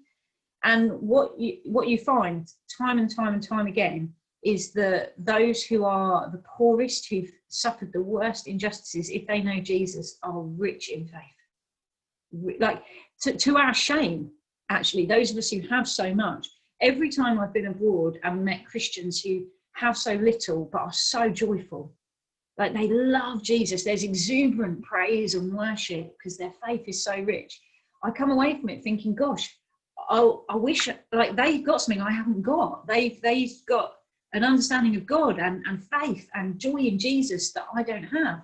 And I think even in my relative poverty in this nation, there's a wealth to it that almost deprives you of that richness of faith and that joy in Jesus. I think we have so much to learn from those who live such simple lives, often because they have no choice and they have to, about how just exuberant they are in their worship. When I went to Kenya, I heard stories of from men and women in their 20s who had grown up in poverty, and they'd been sponsored through Compassion.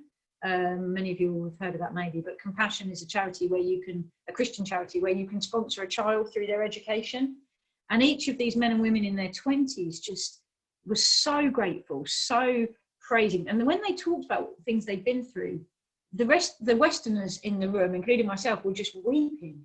But they weren't weeping because they were celebrating all that God has done in their lives. And it was just really struck me, just there's something of this verse in that where God has chosen those who are poor in the world to be rich in faith and heirs.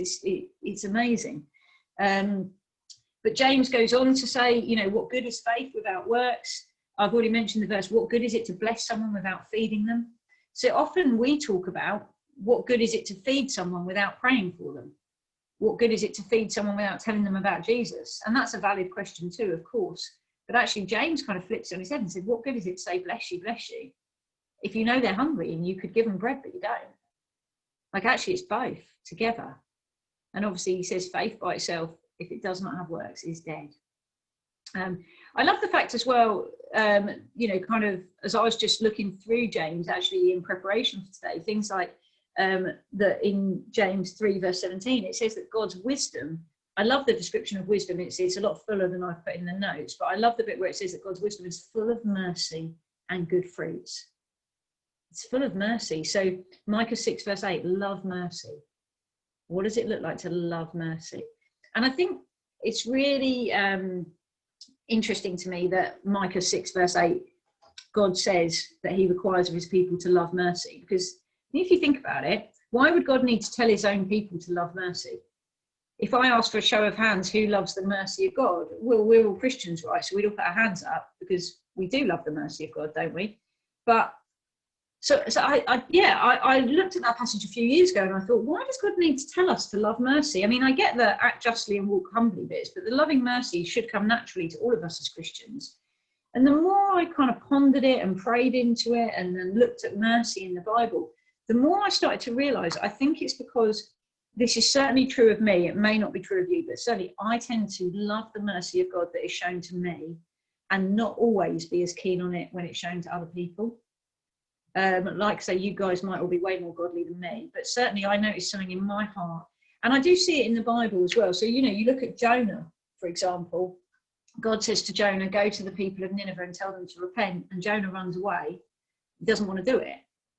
And, you know, Jonah's on the boat and the storm comes and he basically says, this is my fault. And they throw him overboard. And God, in his astonishing mercy to Jonah, who's this prophet who's run away and said, I don't want to do what you're telling me to do.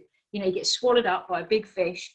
He survives. And this fish throws him up on the beach. And God not only has spared his life in his mercy, but also then wonderfully says to him, I've still got the same call on your life. You ran away, but I still want you to be the one who goes to the people of Nineveh.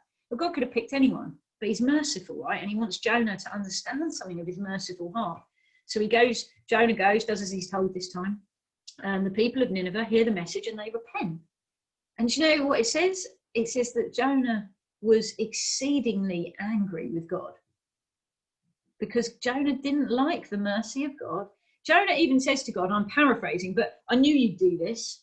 This is why I didn't want to come, in Jonah 4. That's what he says. I knew you'd have mercy on them and I didn't want you to. So this Jonah, who's just been shown such astonishing kindness from God, who's just had this miracle happen that saved his life, and then God says, I still want you to be my prophet to this people. He's had this mercy poured out on him, lavished upon him, and yet he's missed the heart of God. That God's heart is to save the Ninevites. His heart is to show mercy to the people of Nineveh. And so that's Jonah, but it's not just Jonah. I mean, we see it in the Pharisees as well. You know, the Pharisees did not like the mercy that Jesus wanted to show to those around them. They said, doesn't your teacher know who he's talking to? Doesn't your teacher know who he's eating with? Of course, Jesus knew who he was eating with. And the Pharisees, something within them, like just recoiled to the mercy of God. And these were supposed to be the teachers of the law. These were supposed to be the ones who knew God, who were close to God. And yet when they see the mercy of Jesus at work, they don't like it. They want to push it away. But it's not just the Pharisees even, it's Jesus' own disciples. You know, there's two disciples that got the nickname from Jesus, the Sons of Thunder. Kind of makes me wonder what nickname Jesus has got for me. I'm not sure I want to know. But, you know, these two disciples who basically, when a particular village isn't interested in Jesus, they say, should we call down fire from heaven? And you think, they've walked with Jesus for a while, right? When has he ever called down fire from heaven? Like, don't you think if you were Jesus, you'd wanted to give him a clip round the ear and go like, what are you talking about? That's not what we do. We don't call down fire from heaven. We haven't done that. We haven't done that once. You've never seen me do that. And yet that's what you think should happen here. So even there, among the disciples, there's this lack of mercy. I think actually that's just a few examples. And I think for me, it just makes me go, do you know what? I know that left to my own devices, without the work of God in my heart on an ongoing basis, I love the mercy of God that he's shown to me, but I often can find it a little bit irritating when he shows it to people that I either think don't deserve it, or I don't like this group of people, or I don't understand this group of people, or I can't put myself in their situation. So I think I love that this in James says God's wisdom is full of mercy. It's full of mercy, that when we're wise, actually we're merciful at the same time.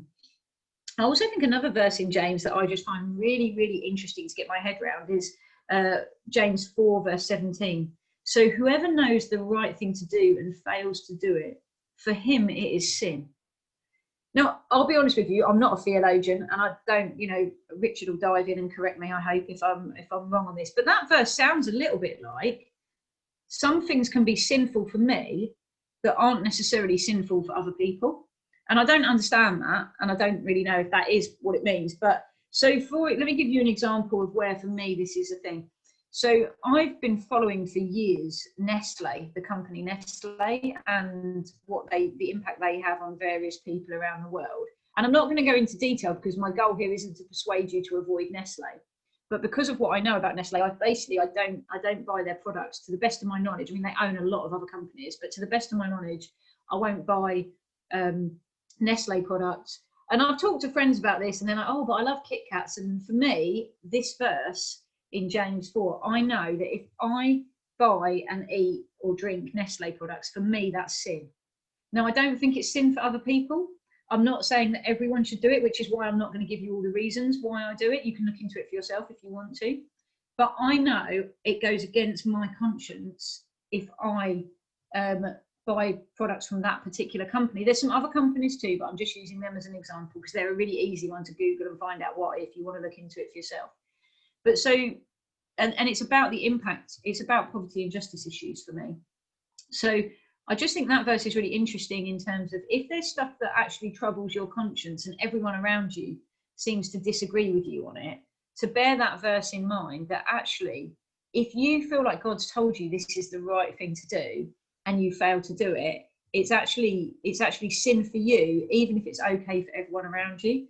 I also find this verse helpful for me in not judging my brothers and sisters in Christ, because actually when I have conversations about whether we can eat Kit Kats or not, I can be quite judgmental and not merciful in the slightest, and I can find that actually I just give people a really hard time. And I found this verse just helpful to go, no, do you know what? God has clearly spoken to me.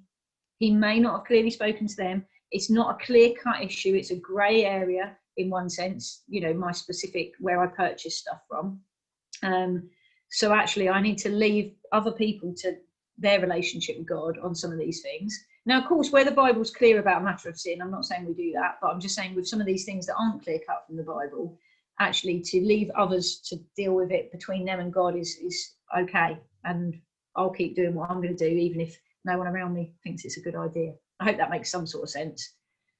And then coming to James 5, I'm just really struck by this provocation about James says, he's talking to Christians, you've lived on the earth in luxury and self-indulgence. And I think that most of us, if we have a really sober assessment of ourselves, live in luxury and self-indulgence. And I'll talk about myself, I am not as quick to give away as I think God would want me to be. I think that things I own are essential, whereas actually most of them are luxury. And I think there's a blurry line in my mind between what's essential and what's luxury. And let me give you an example from the life of John Wesley here. So John Wesley, famous preacher, he gave away a lot of his income. He felt provoked by God to give away a lot of his income to those in need.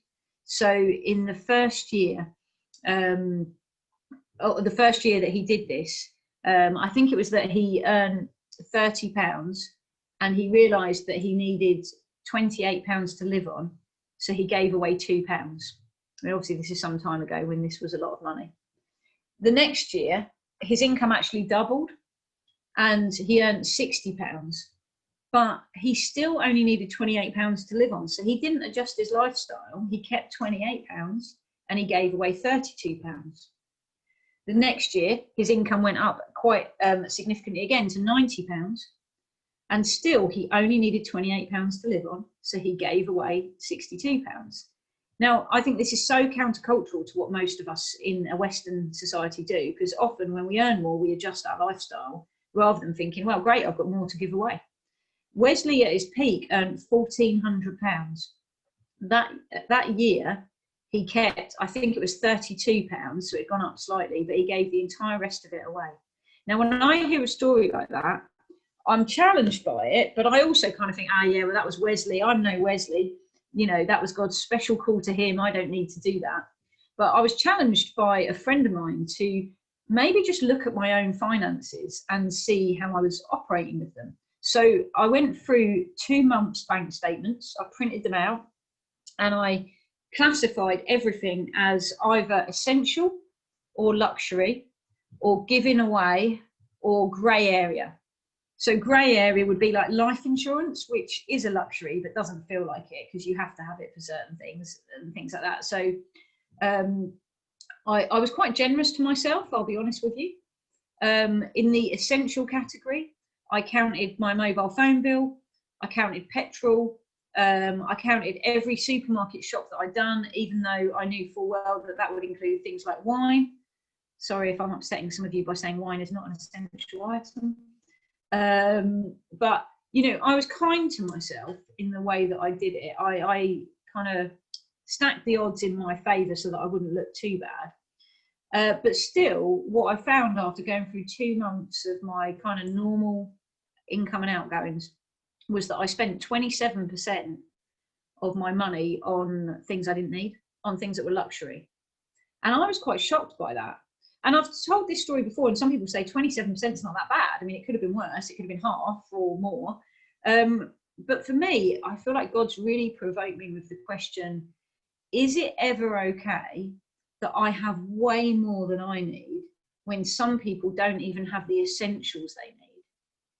Like, is it ever okay for me to have way more than I need when some people don't have the essentials that they need? And as hard as I might try, I cannot find an answer of yes to that question. I think God's answer is no. And so actually there's a chapter in the book that has just come out in September, written by Martin. This chapter is on living simply, and actually how to think through, do I really need everything I've got? And it doesn't mean we've all got really expensive stuff. It might just mean, in his case, he said that he's just a complete hoarder of books. And they just take up a lot of space, and, you know, well, I'll let you read it for yourself if you want to, but basically, are we living simply, or are we living in luxury and self-indulgence? And it's not just kind of comparing ourselves to other people, it's comparing ourselves to Jesus, actually. It's I've got a friend, a dear Christian friend who I love, who always says things to me like, oh, Nat, God wants you to have nice things. And do you know what? I cannot work out whether that is true or not. I really can't, because I know on the one hand, God wants to bless me. I know that when I moved into my flat, I felt a real sense of joy at basically owning a new bed for the first time in my life. I'd been sleeping on a bed for over 10 years that was older than me. Like, the mattress was older than me, and it was so uncomfortable, and my back was aching. So moving into my flat, I felt like, do you know what? I think God wants me to have a new bed. But as I went to IKEA for the first time in my life, this was about 4 years ago, in preparation for buying my own flat, I felt like a kid in a sweet shop. I suddenly saw it. What was really weird is I'd gone from owning nothing and feeling a bit of smug self-righteousness about that. So before I bought my flat, I owned 4 things worth more than 50 quid, and that was it.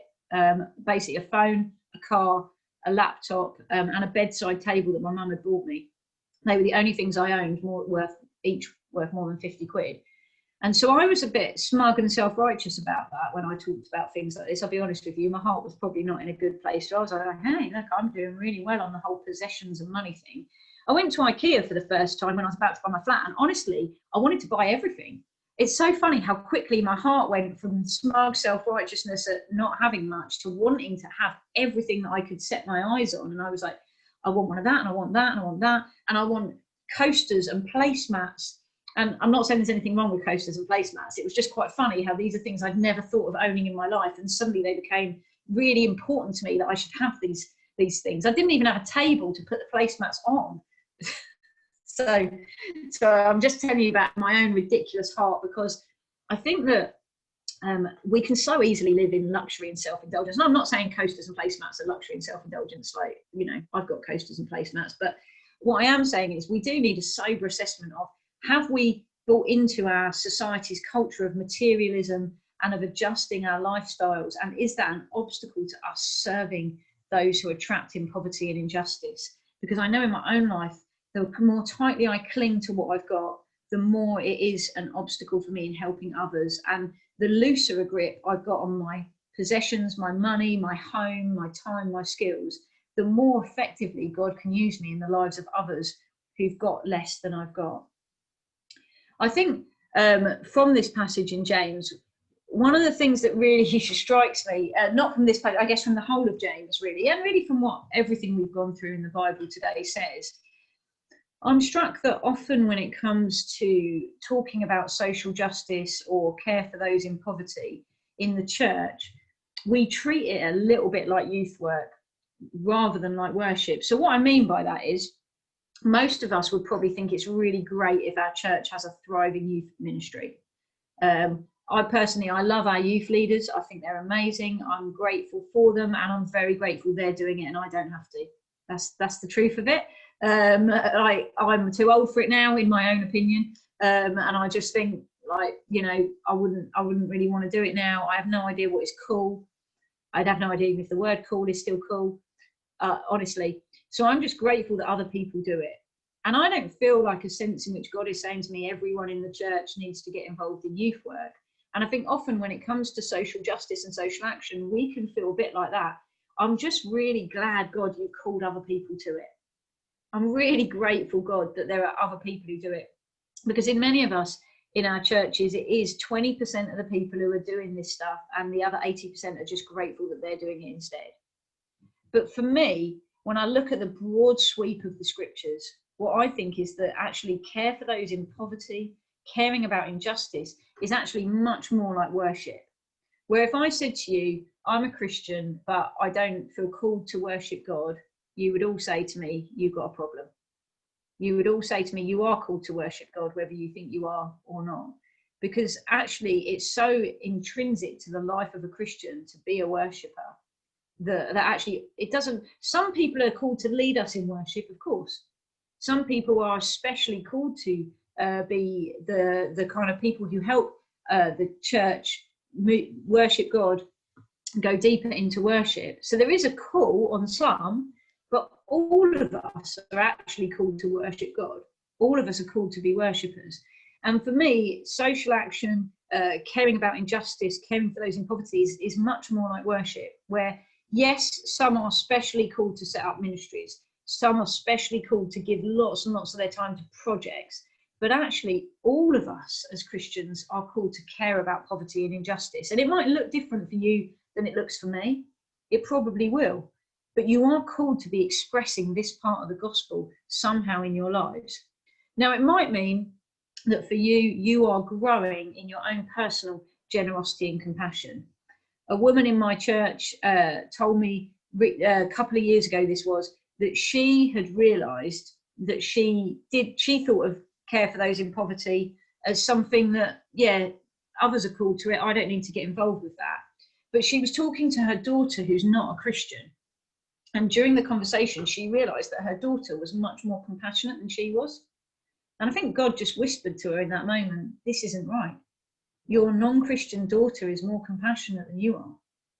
And so my friend, she's a godly, retired woman. She felt like, do you know what? I'm going to seek God for his heart. And she said she spent a week basically praying every day, God, give me your heart. When it comes to poverty, when it comes to people who are vulnerable and marginalised, would you give me your heart?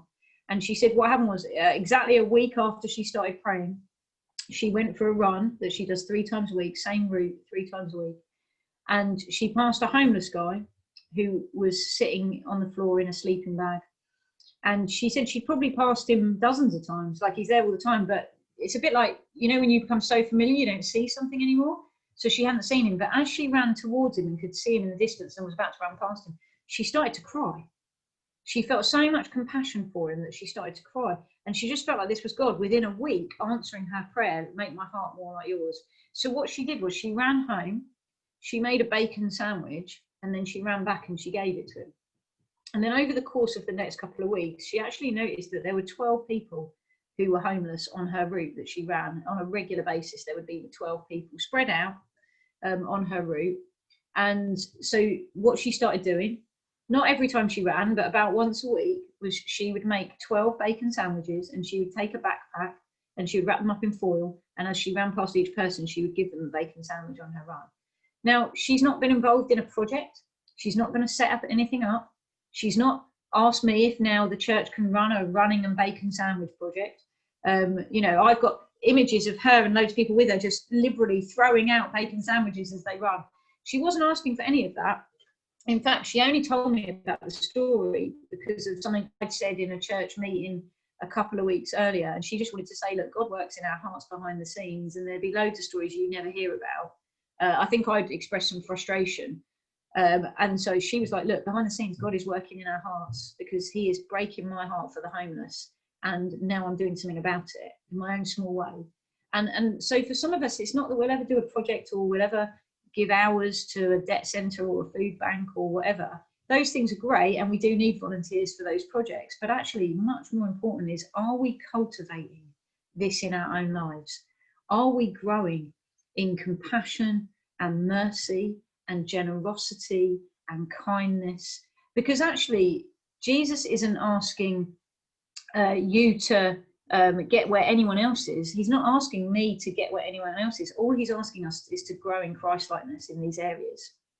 That's what he's asking, for us to be stepping forward, for us to be gradually loosening the grip on our stuff, on our wealth, on our things that we know would be luxury and self-indulgence, to bit by bit be kind of prizing our fingers off that stuff, but at the same time to be step by step walking more and more like Jesus walked, in loving mercy, in acting justly, and walking humbly and laying down our lives for the good of those who've got less than we've got. So we're going to go into breakout groups now.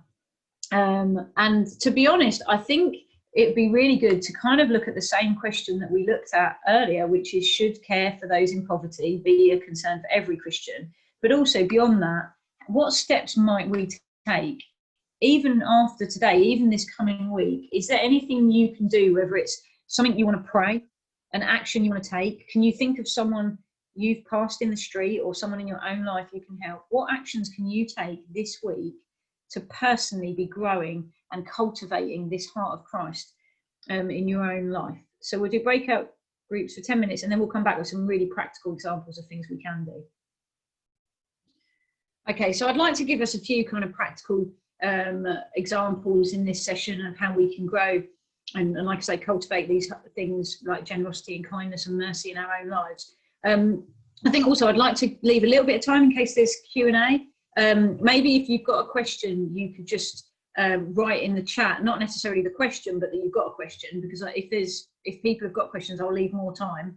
But if no one's got questions, then I don't want to leave time unnecessarily. So yeah, maybe just indicate somehow if you have got a question. But yeah, so we don't become more merciful or more generous or compassionate or any of these things by osmosis. It's not something that happens through sitting in church meetings or even coming on whole mornings like this, or to be honest, even through doing talks like this or writing books about it. It doesn't happen. It's something we actually really need to actively cultivate in our lives. And that starts off in prayer, obviously, just coming before God saying, I want to be like you. That I see this invitation of Jesus to be merciful just as my Father's merciful. I see the life of Jesus. I see all these verses in the Bible, and I want my heart to be like your heart, God, and I want to become more and more like you. So would you help me to cultivate these things so that I can bring you glory but do good to those around me? It starts with our prayer lives, but obviously it has to move fairly quickly to action. And like I said, in my experience and the experience of people I know, God is not slow to answer this prayer. God wants us to have his heart. He wants to reach out to the poor, to the brokenhearted, to the captives, to the oppressed. He wants them to have justice and to have relief from their poverty. So it's not a prayer that we've got to twist God's arm on by any stretch. In fact, I think as soon as we come, God's great, right, now I'm going to challenge you and push you out your comfort zone then. And in my experience, that always happens fairly quickly, and it's always pretty uncomfortable, and it doesn't get any easier the more you do it. It just becomes more comfortable, actually, probably the truth of it. But it does shape us and make us more like Jesus and actually bring us closer to him. And I would say in my experience as well, those promises that are attached that I mentioned at the start of this morning, I found many of them to be true. I'll just give you one example. So I, ever since before I was a Christian, have struggled with depression. And I found that in Isaiah 58, when it says that when you give to the hungry, your gloom will become like the noonday sun, I found that to be true. And that's not to say I don't still struggle with depression, I do. But actually what I find is the more I give myself in the service of those who've got less than I've got, the more actually I do okay and beyond okay as well. in terms of mental health struggles. I find that there's something of just laying down your life for others that, and obviously it's not like a magic bullet. It's not like if you're depressed and you go and serve at a food bank, you won't be depressed anymore. It's not that at all. But there is something biblical about, as we give ourselves to those in need, God does work some miracles in our own lives. And partly it's probably, in my case, certainly just taking my eyes off myself. It's probably just that when I spend time with others, it kind of renews gratitude in me. And it also just, in some ways, distracts me and preoccupies my thinking. But I think there's something in the wisdom of God, you know, where when we bless others, you know, Jesus said, "Blessed are the merciful, for they will find mercy." There's something in it of where, as we give mercy, as we give compassion, as we're generous, that God works in our own lives. But you know, we don't do it for that reason. I just think that it's worth mentioning that there are those promises, and that God sticks to his word, obviously, as we would expect him to.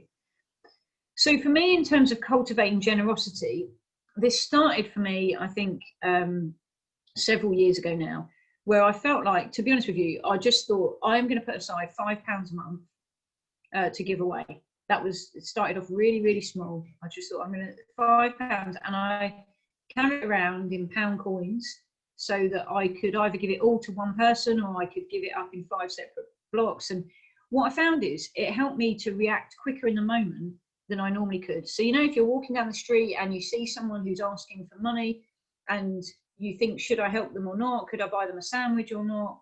Have I got time? And usually all the time you're wrestling with it in your head, by the time you've kind of got to the point where you needed to make a decision, you haven't, and then you're too busy or you're in too much of a hurry, so you end up just not doing anything. What I found is that by just having that money on me at all times, you know, it meant I could just make those split-second decisions quicker. It meant that even when I was in a real hurry, my preference would be to buy someone something, to ask them, what would you like, what do you need, and then to purchase it for them. But even in a real hurry, it meant I could do something instead of nothing. Like I could just give them £1 or what have you. It also meant that when I kind of had conversations with people, even in church, who were struggling a bit, I could say, I know this isn't much, but actually I've got this money in my pocket, in my purse, in my handbag, whatever. You can have it. And it won't make massive difference to you, but it's just a small thing that might make some difference to you. So I found that really helpful. I mean, what I also found, though, it didn't take long before God upped the amount he wanted me to set aside each month. But basically, over years, that amount has just grown and grown. And that's one of the things where I felt like at one point I'd reached a point and God would stop asking for more. He hasn't. Maybe he has now. Who knows? But I think that's been a real journey for me, of God saying, put aside money. And actually, at the beginning of lockdown, I lost about 25% of my income almost straight away. I had a job that just stopped immediately. I do a few different jobs, and so I had a job that stopped immediately. It was the highest paying job that I had, and yeah, it just ended, and it hasn't restarted. And so I lost that straight away. It was obvious it wasn't going to work out, because I needed to travel for it, and obviously lockdown meant I couldn't travel. But also, some of my income is through speaking engagements, and they all got cancelled, they all stopped. So for the first couple of months of lockdown, I was quite concerned, to be honest, about my own income. And I thought, well, do you know, I'll probably be all right because I'm spending less money, because obviously we couldn't go out and I didn't really need to drive anywhere and all the rest of it. So I worked out that I would be all right for bills and the essentials, but I really just wouldn't have any other money at all. And I felt God speak to me very clearly that this is a time to grow in generosity, not to hold back. And I felt God speak to me about that in terms of when there was panic buying. Do you remember that at the end of March and in April, there was panic buying? I felt God tell me, it's not just your money you're to be generous with, you're to be generous with things you buy that you worry that you can't get hold of again. So things like toilet roll, pasta, those sorts of things. I felt God really clearly just speak to me that actually when the whole of our society around us is retreating, is thinking, I need to take care of myself, I need to look after myself, I need to make sure my household's okay, that actually he wanted me to act in the opposite spirit and to live by faith in a way that I hadn't had to before. And you know, of course, when that happens, you like, well, I do. I come up with all the arguments again why it's not a good idea. I'll be like, well, God, I've just lost a load of my income. How am I going to do this? But you know what I found is that as I pushed into that, God bless me. One of the things I was worried about, I'll be honest with you, is I get fed by friends a lot. I think actually, to be honest, this is one of the primary ways we can express mercy and kindness to other people is who we'll have at our dinner table. And I know that's difficult at the minute, but for the future, who will you have sit around your table? Because do you know what I find? It's one thing to go and do a shift at a food bank. It's quite another to invite someone from a council estate to come and have dinner with me. And even when I do that, I'm cautious about it because of my own background, not knowing how it works out. So I've got some friends that I always am just like, oh, should we go to McDonald's together? Because I know that's what they feel most comfortable with. But I've got other people where I know God said to me, invite them into your home, invite them to sit at your table, make them as comfortable as I can. But actually, there's something of sharing your dinner table with people. And so last year, I managed to go 46 days in a row without having to cook for myself. And it was really interesting because I posted about it on social media as it was happening.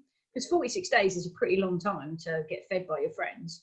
And what was really interesting was that some people posted on my Facebook jokingly and not unkindly, but just, oh, you're such a scrounger, or, oh my goodness, Nat. Like my mum was like, aren't you ashamed of yourself?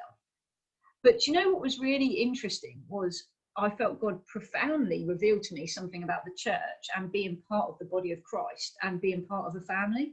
And particularly because I live on my own, that's important to me.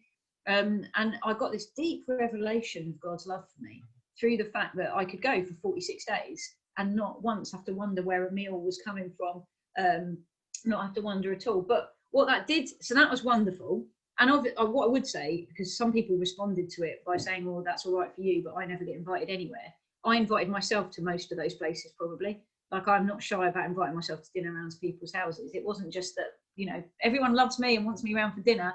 It's that I was like, what time's dinner today? to people that I work with, people that I'm friends with. But what that meant was that when lockdown happened, I suddenly, genuinely, it sounds like a joke, but I really mean this seriously, I genuinely had a bit of a crisis of how I feed myself, because I don't really know how to cook. And I thought, what am I going to do? Going from literally feeding myself on average probably once a week for dinner, like for a hot meal, what am I going to do? And I'll be honest with you, when I was eating mostly with friends, my once a week dinner would be like a tin of macaroni cheese. And that is my favourite thing to eat. I don't care what anyone says. Like tinned macaroni cheese, Heinz, it's just the best food ever. But then all my friends were like, Nat, you can't live off that. Like, it's okay once a week when we're feeding you vegetables and stuff, but it's not okay when you're in lockdown and you've got to cook for yourself 7 nights a week. And so for me, this whole issue around food was like, what am I going to do? And do you know what? It was actually really helpful because I learned to cook.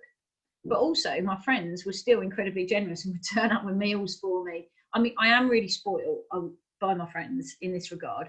But again, it just reminded me that actually there is stuff we can do even in lockdown to make people feel loved and valued. And if you know that people might struggle to afford food, or even they might be able to afford it, but they just wouldn't know how to make themselves a really nice meal, actually, this is a time again when we can press into sharing food with people, even when we can't invite people to sit at our meal table.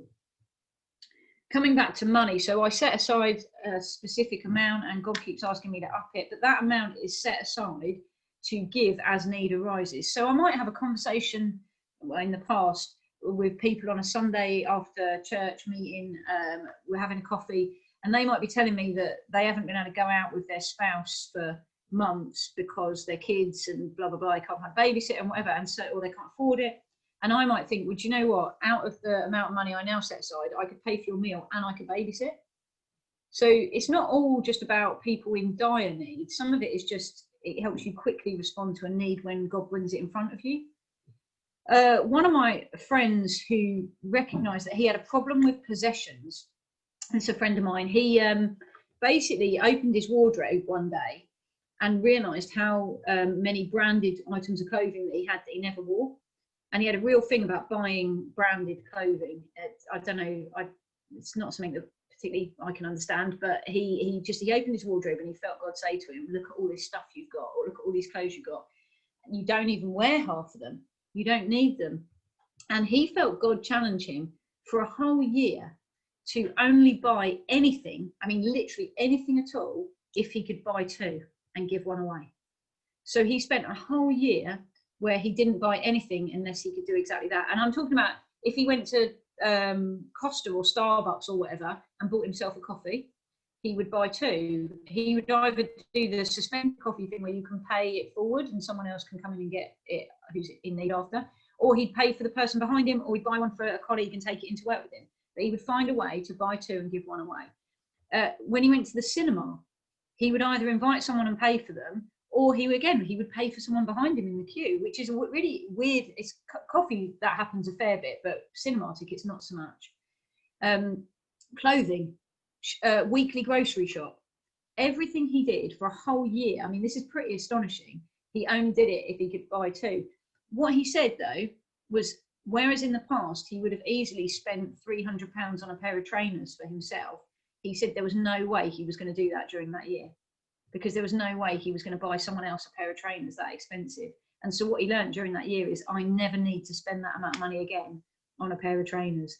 And what he said is that by the end of the year, the grip of possessions and clothing and any kind of monetary stuff or materialism on his heart had been totally broken.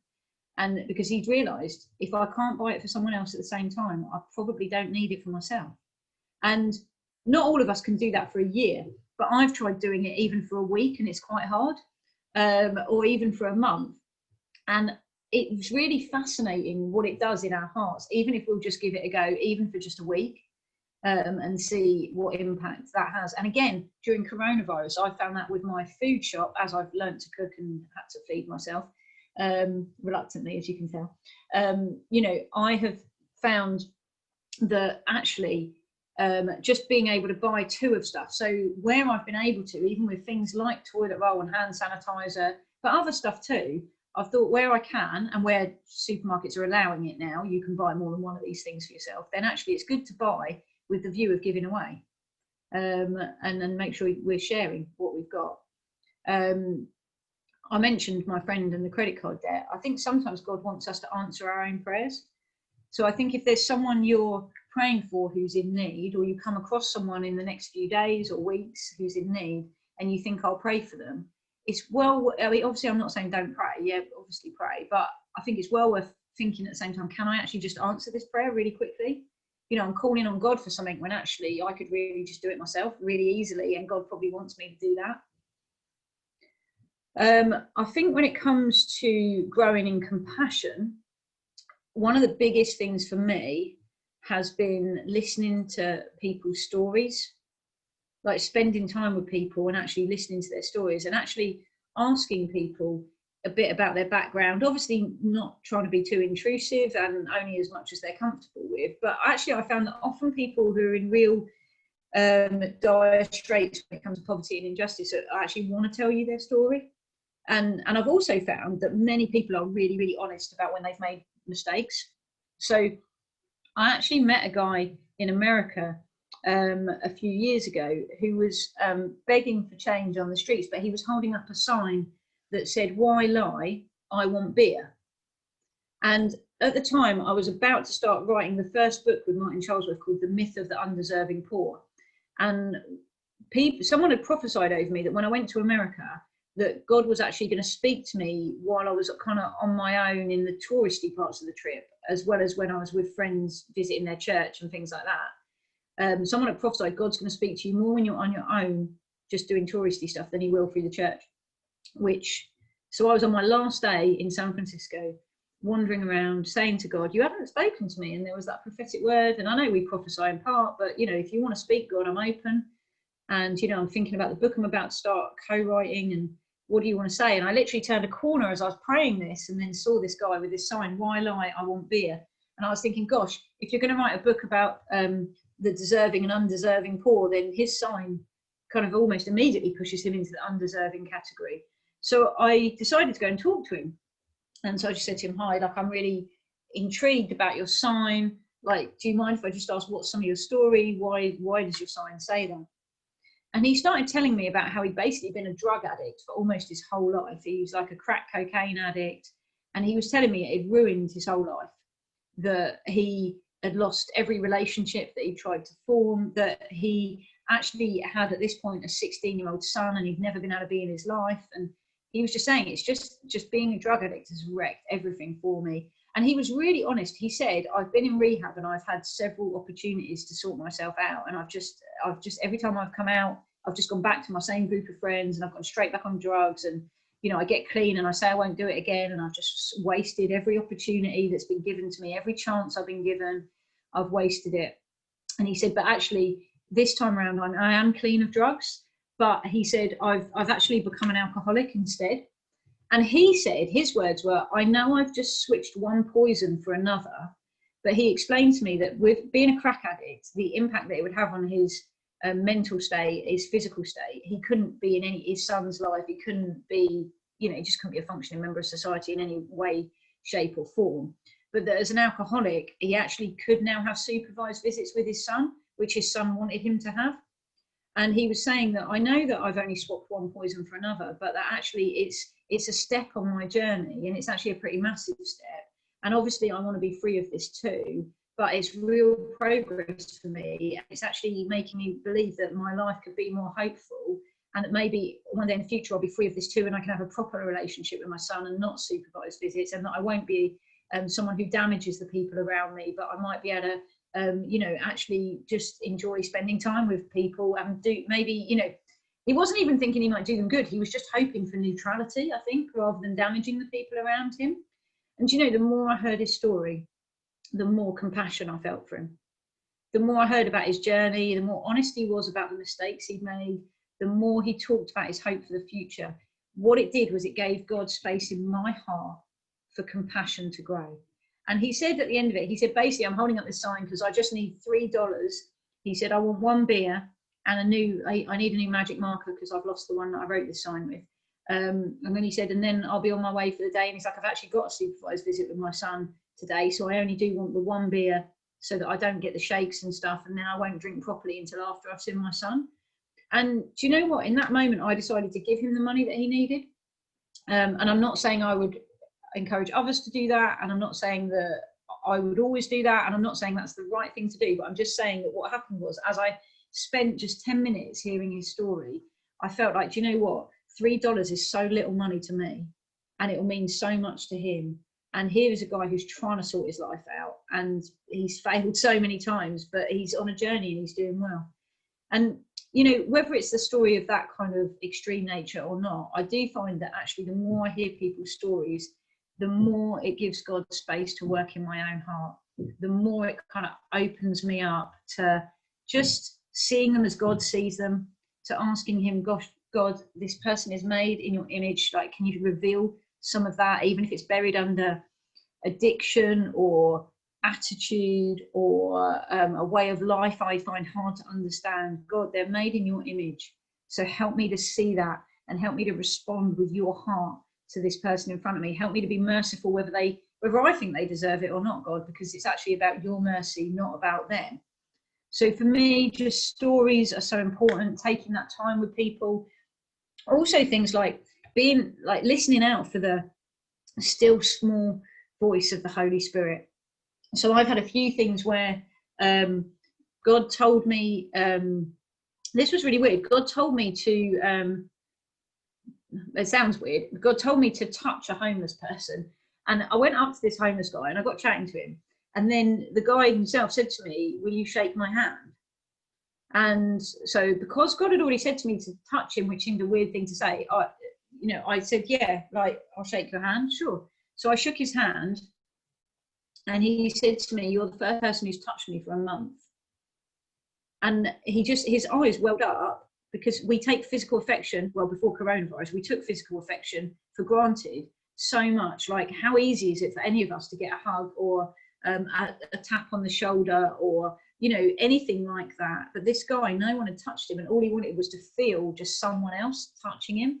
And so I think that's one example of where God said something to me that I thought was weird, but then was able to do it, and it meant masses to him. Another time God told me to sit down next to a homeless guy.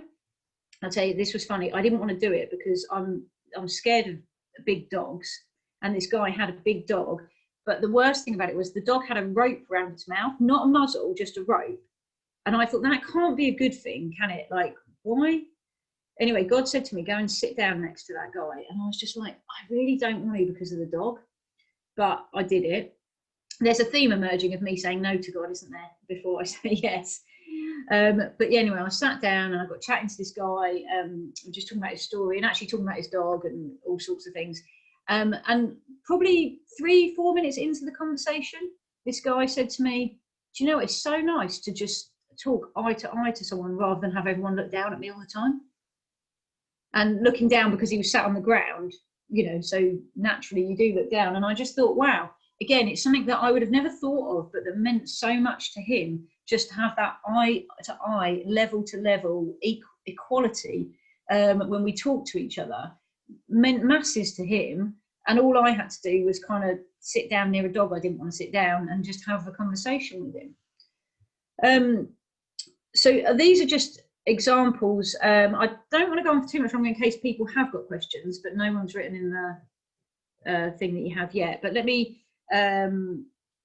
just say, I guess, a couple more things and then I'll take questions. So one thing is, as well as like listening to people's stories and sitting down with people, I've been really challenged by God about who are my actual friends. And I've got some friends now who embarrass me. I'll be honest with you. You know, have you ever done this where you mix two of your friends and you just know one of them is going to like say something that's going to offend the other and what have you? I've got a couple of friends who make me wince with what they come out with, the language they use, and these are Christians. But I've just felt God speak to me about who are my friends, who am I mixing with? So even among my Christian friends, I'm trying to pick friends who are not like me, rather than just surround myself with a load of people with whom I've got loads of stuff in common. And what I've found is that actually for me, so I've got a really good friend who's a millionaire. And that is, I mean, if you could kind of record our conversations, you'd probably just laugh because it's like we're curiosities to each other because we talk about our backgrounds. And she would describe herself as upper class. I would still describe myself as working class. We talk about like our schooling and our experience of life to this point, and it's so vastly different. It's like we almost can't understand each other, but we really like each other. We have so much in common when it comes to loving Jesus and wanting to do good to those in poverty, that we found that as the connection point. But everything outside of that is completely different. But I love spending time with her. But also she comes out with some stuff that I just think, you can't say that. Like, it sounds so bad to some of my friends who've got less than she's got. But equally, my friends from the council estates, yeah, just some of what, I mean, I've got one friend, she's been a Christian for about 11 years, but she still, like, some of her language or just some of it's not so much language, it's the fact that she's so blunt. And she'll just, so if she thinks that a preach was rubbish, she'll just tell the speaker. And that's, I mean, I guess it's good because it's honest. It's better than being two-faced, but it is quite funny when she's like, oh no, sorry, yeah, I got bored about 5 minutes in and didn't listen to any of the rest of it. And you're like, you can't say that. But then among my non-Christian friends too, I've made a point of, yeah, just trying to mix with different people. And I find it so enriching and so challenging. And so often I do it with an attitude of, God, how can you use me to bless them? And what I actually find is I get so blessed, I get so challenged, I get changed, I get shaped into more who God wants me to be, when I thought he was going to use me to like disciple them or something. So just who our friends are, I would encourage us. Yeah. And I think just finally, and then we'll go to questions, I would also say in relation to that James passage, just consider really thoughtfully where we draw the line between our own needs and the needs of others. Because I think society around us draws that line very firmly on the side of thinking about our own needs. But I think as Christians, we're called to live counterculturally, especially in a time of national crisis. And I think that thinking about where do I want that line to be between my own needs and the needs of others, and just edging it ever so gently, step by step, in the direction of others, I've just found that as a really helpful exercise. And also not just to think about it in the abstract, but to put specifics to it in terms of who you spend time with, where your money goes, what you use your skills for, how you look to bless others during this time. So Anyway, you've heard me talk a lot this morning, so I'd love to give the last 10 minutes, if there are any questions, to maybe answering some of those. Natalie, it's been brilliant. Thank you so much. I love the theology of it, but I love your heart as well. So that's great. What I wanted to ask is, one of the things we are learning and continuing to learn is, you've spoken mostly about us as individuals, and that's great, because we are all individuals. But when this works at a church level, have you found that it affects, I know for us, it's affected how we do welcoming, it affects preaching a bit, or in some cases a lot, but also particularly how we apply, the so what bit of preaching. Have you got any comments on how it's affected the way you do church? Yeah, definitely. Yeah, that's such a good question. You're right. I focus very much on an individual level, but in terms of church, certainly in my local church, we've gone through every area of church life and asked, what would it look like if we orientated it in the direction of those in poverty or injustice? And so it's interesting, because just before lockdown, we were talking about the length of preaching. And where else really, other than in academic circles, does anyone sit down and listen to a 35 to 40-minute talk, which is what my church was going for? But it was interesting, because we were all sitting around talking about, we just don't think we could get it down to 20 minutes. We just don't think we could communicate as effectively in 20 minutes. And then suddenly lockdown happens, and lo and behold, we can all find we can suddenly speak in 20 minutes. And so I think we won't go back to longer preaching. In terms of worship, often what happens is you upset someone, and that's how you work out what you need to change.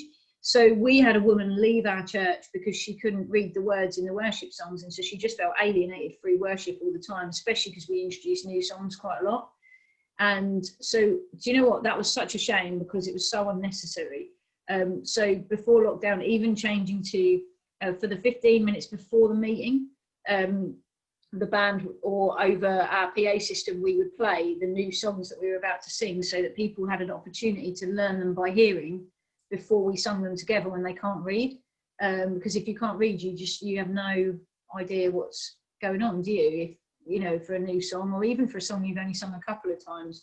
So we just tried to do that.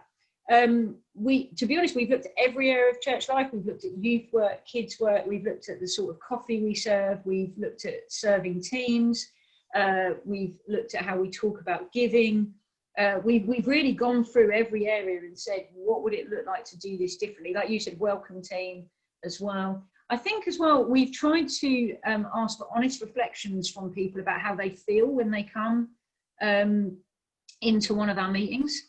And by and large, we found it's actually a much more negative experience than we like to think it is, in that it's disorientating to walk into any scenario that you're not comfortable with, isn't it? And we're probably not, this might just be my church, but we're probably not as good at welcoming as we think we are. Like, we might be good at the welcome on the door, but what happens at the end of the meeting, people even understanding where to go, even the fact that we would say, oh, if you want your kids to go out to our groups now, go through, we would say go through into coffee box, or if you don't know what coffee box is, that doesn't actually mean anything to you. And so we've tried to look at all sorts of language we use, ways of just trying to do it differently, and invite really honest critique of the way we do it, and particularly from people who are different to the majority.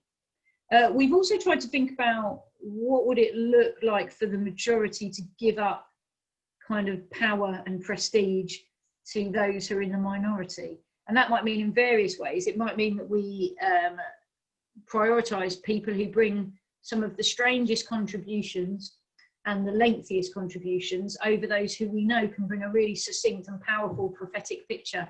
And it's kind of one of those things in our meetings that you think, well, it's annoying, and it's maybe distracting, and it's maybe a bit long, but actually, what does it look like to, Corinthians talks about the body of Christ and honouring the less honourable members and seeing the weaker members as indispensable. And so we've been asking ourselves in every aspect of church life, what does it look like to consider the weaker members as indispensable? And I think that's been true in our small groups, in our discipleship. yeah, I don't know, we've literally gone through every area of church life and tried to think what would we need to change, and what can we change to make church more accessible to people from different backgrounds to us. We're not there yet, we're still doing it, and obviously lockdown has delayed some of the things, but also it's given us an opportunity to think, what do we want to be like when we go back? We've also found during lockdown the number of people who aren't online has been a bit of a shock to us, and how we're not really geared up to help people who aren't online. Everything we do, from notes on the preach for discussion groups and things like that, it all goes out online. If you're not online, Yeah. we weren't really set up, and that's taken us a bit off guard, because we don't want to, the relational poverty thing, you know, we want people to still be able to engage. Does some of that help? Yeah, Really thank you. helpful. Yeah. Any other questions?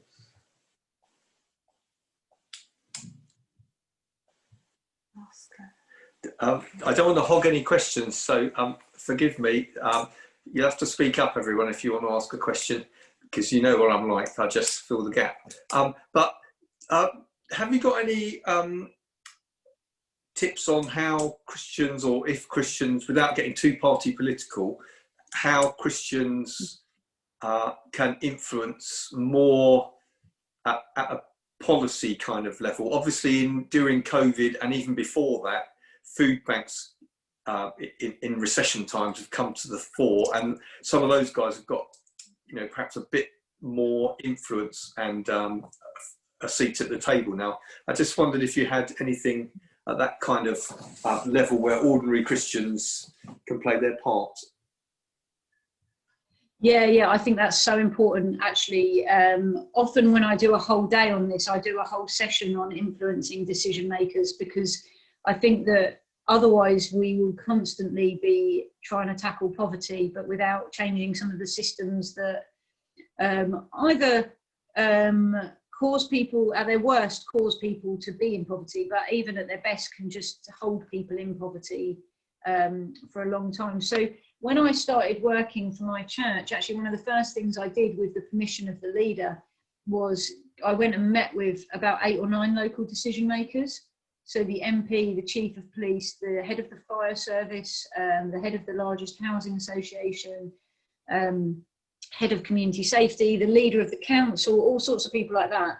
And I went basically with the whole intention of just asking their opinion. So I didn't want to express an opinion. I didn't want to tell them what I thought. I just wanted to ask them, what do you think are the biggest problems in our community?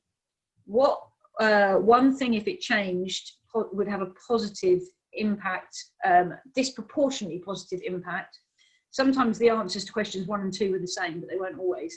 And then the third question I asked is, what would you like to see churches like mine do to help? And I didn't promise anything, because my church leader was like, you can't go in and, you know, I think he was a bit nervous that I was going to overcommit us, which I didn't do. But what I found is even just those conversations, people were astonished that someone just wanted their opinion. I remember in one of them, someone saying to me, well, I haven't got any money for you. And I said, oh, no, I'm not here to ask for money. And they said it like 4 or 5 times during a half-hour meeting. And at the end, as I got up to leave, they said, but you haven't told me why you came, and you haven't asked me for money. And I said, no, I came to get your opinion, which you've given me. And I've told you all along, I'm not here for money. And he said, well, he'd asked us to set up a food bank. This was the leader of the council. And he said, well, if you set up a food bank, how are you going to pay for it? And I said, oh, don't worry, right, we'll sort it. I'm not going to ask you for money. And actually, our food bank's now been going for 8 years, and we've never asked him for money. We've never asked the council for any money towards it. During coronavirus, we've had grants, but not from the council. In fact, it's kind of a point of principle that I don't want to ask our local council for money for the food bank, because I said to him, we'll do it without you, thanks, like we're all right. But he was only familiar with kind of those thermometers outside churches where you're trying to raise money for your roof. So he had no real idea that a church might be able to pay for its own stuff. So I really liked being able to kind of challenge his perceptions of church life and what we might be after. But also after those meetings, I emailed all of them and I thanked them. In the meetings, I told them all that I was meeting with others, and that's why we wouldn't necessarily do what they asked, but we'd be getting a broad sweep of opinions. But when we decided we would open a food bank, I emailed all of them back individually, and I basically, those we didn't do what they asked, I said, I'm really sorry, we can't do what you said, but others mentioned a food bank, and that is where we're going to start, and we might do what you wanted later, but this is where we're starting. And those that did ask for a food bank, I said, we're really pleased to tell you that thank you for your input, we're going to go ahead and we are going to open a food bank. On a more individual level, because obviously not everyone can do that on behalf of their church, and certainly I don't recommend doing it without the authority of your leaders, because that will just probably cause trouble, especially if more than one of you from the same church does it. But on an individual level, one thing we started encouraging our church to do is sending Christmas cards or thank you letters to local decision makers, including the MP, even if you disagree with them politically.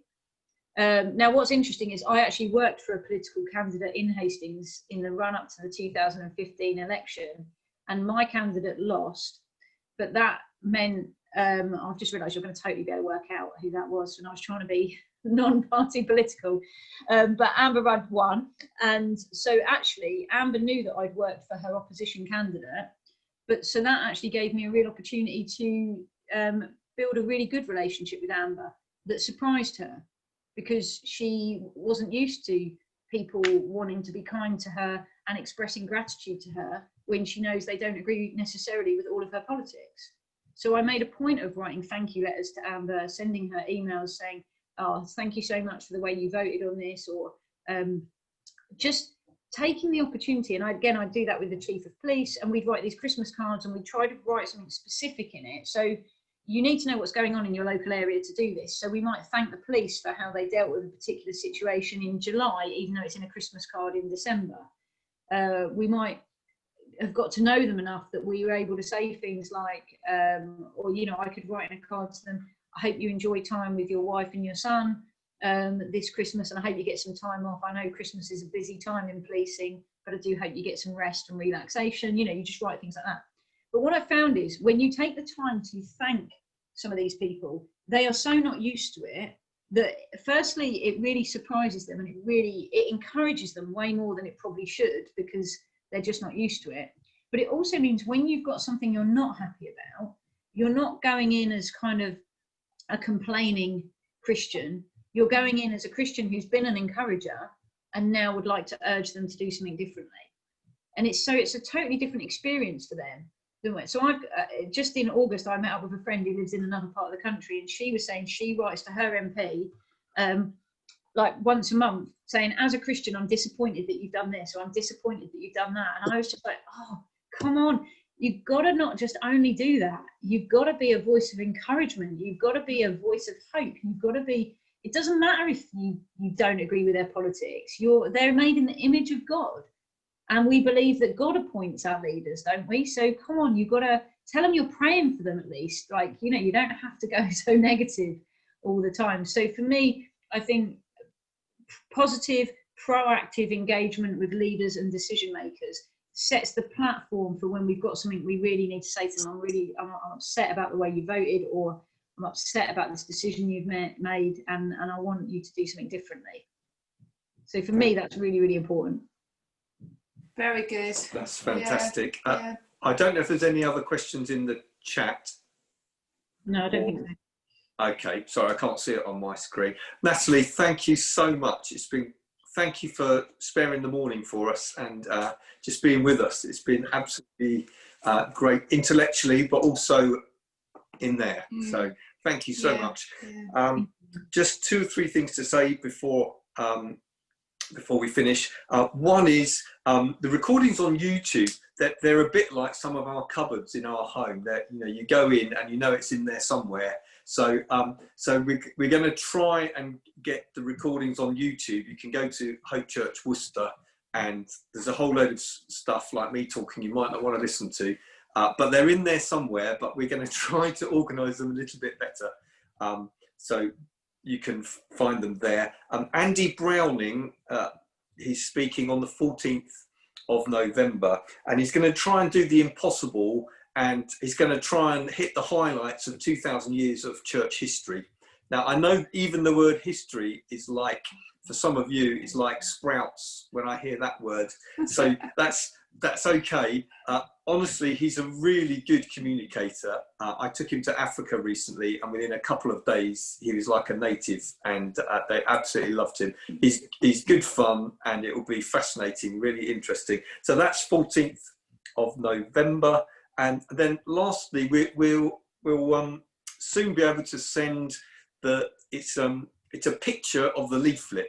So we'll be emailing that out to you. It's got one of those Q codes. I'm a techno numpty, but it's got one of those Q codes that you can hold up to your camera on your mobile phone, and that takes you straight to the booking page. Or you can copy and paste the website address and book in that way. And I'm sure Josephine will send an email out as well. But that's about next year. So having done the New Testament year, we've got an Old Testament year planned, God's big story, some really fantastic speakers. So Martin Clay, who's from the Elim Pentecostal College, he's an Old Testament specialist.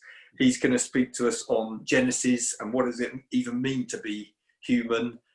Liam Thatcher's from Christchurch in London. He's a fantastic speaker and also quite funny. He's going to do a survey of the Bible. Laura Gallagher, who some of us really enjoyed last time, from All Saints in Town, she's speaking again. A friend of mine, David Devonish, who's probably been to more countries than anyone else I know, he's going to speak to us about how we engage with culture and how they did that in the exile times in the Old Testament. So lots of stuff.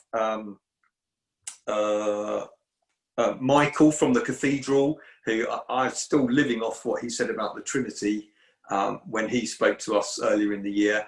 He's booked as well. So it's going to be really great. So do sign up, but also because we're living in weird times where leaflets are a bit difficult for many people, if you've got people in your church that you think, oh, they would like that, or I think they would enjoy that, do feel very free to forward that email to others as well. So I think that's everything that I want to say. So I'll hand back to Josephine. So great to see you.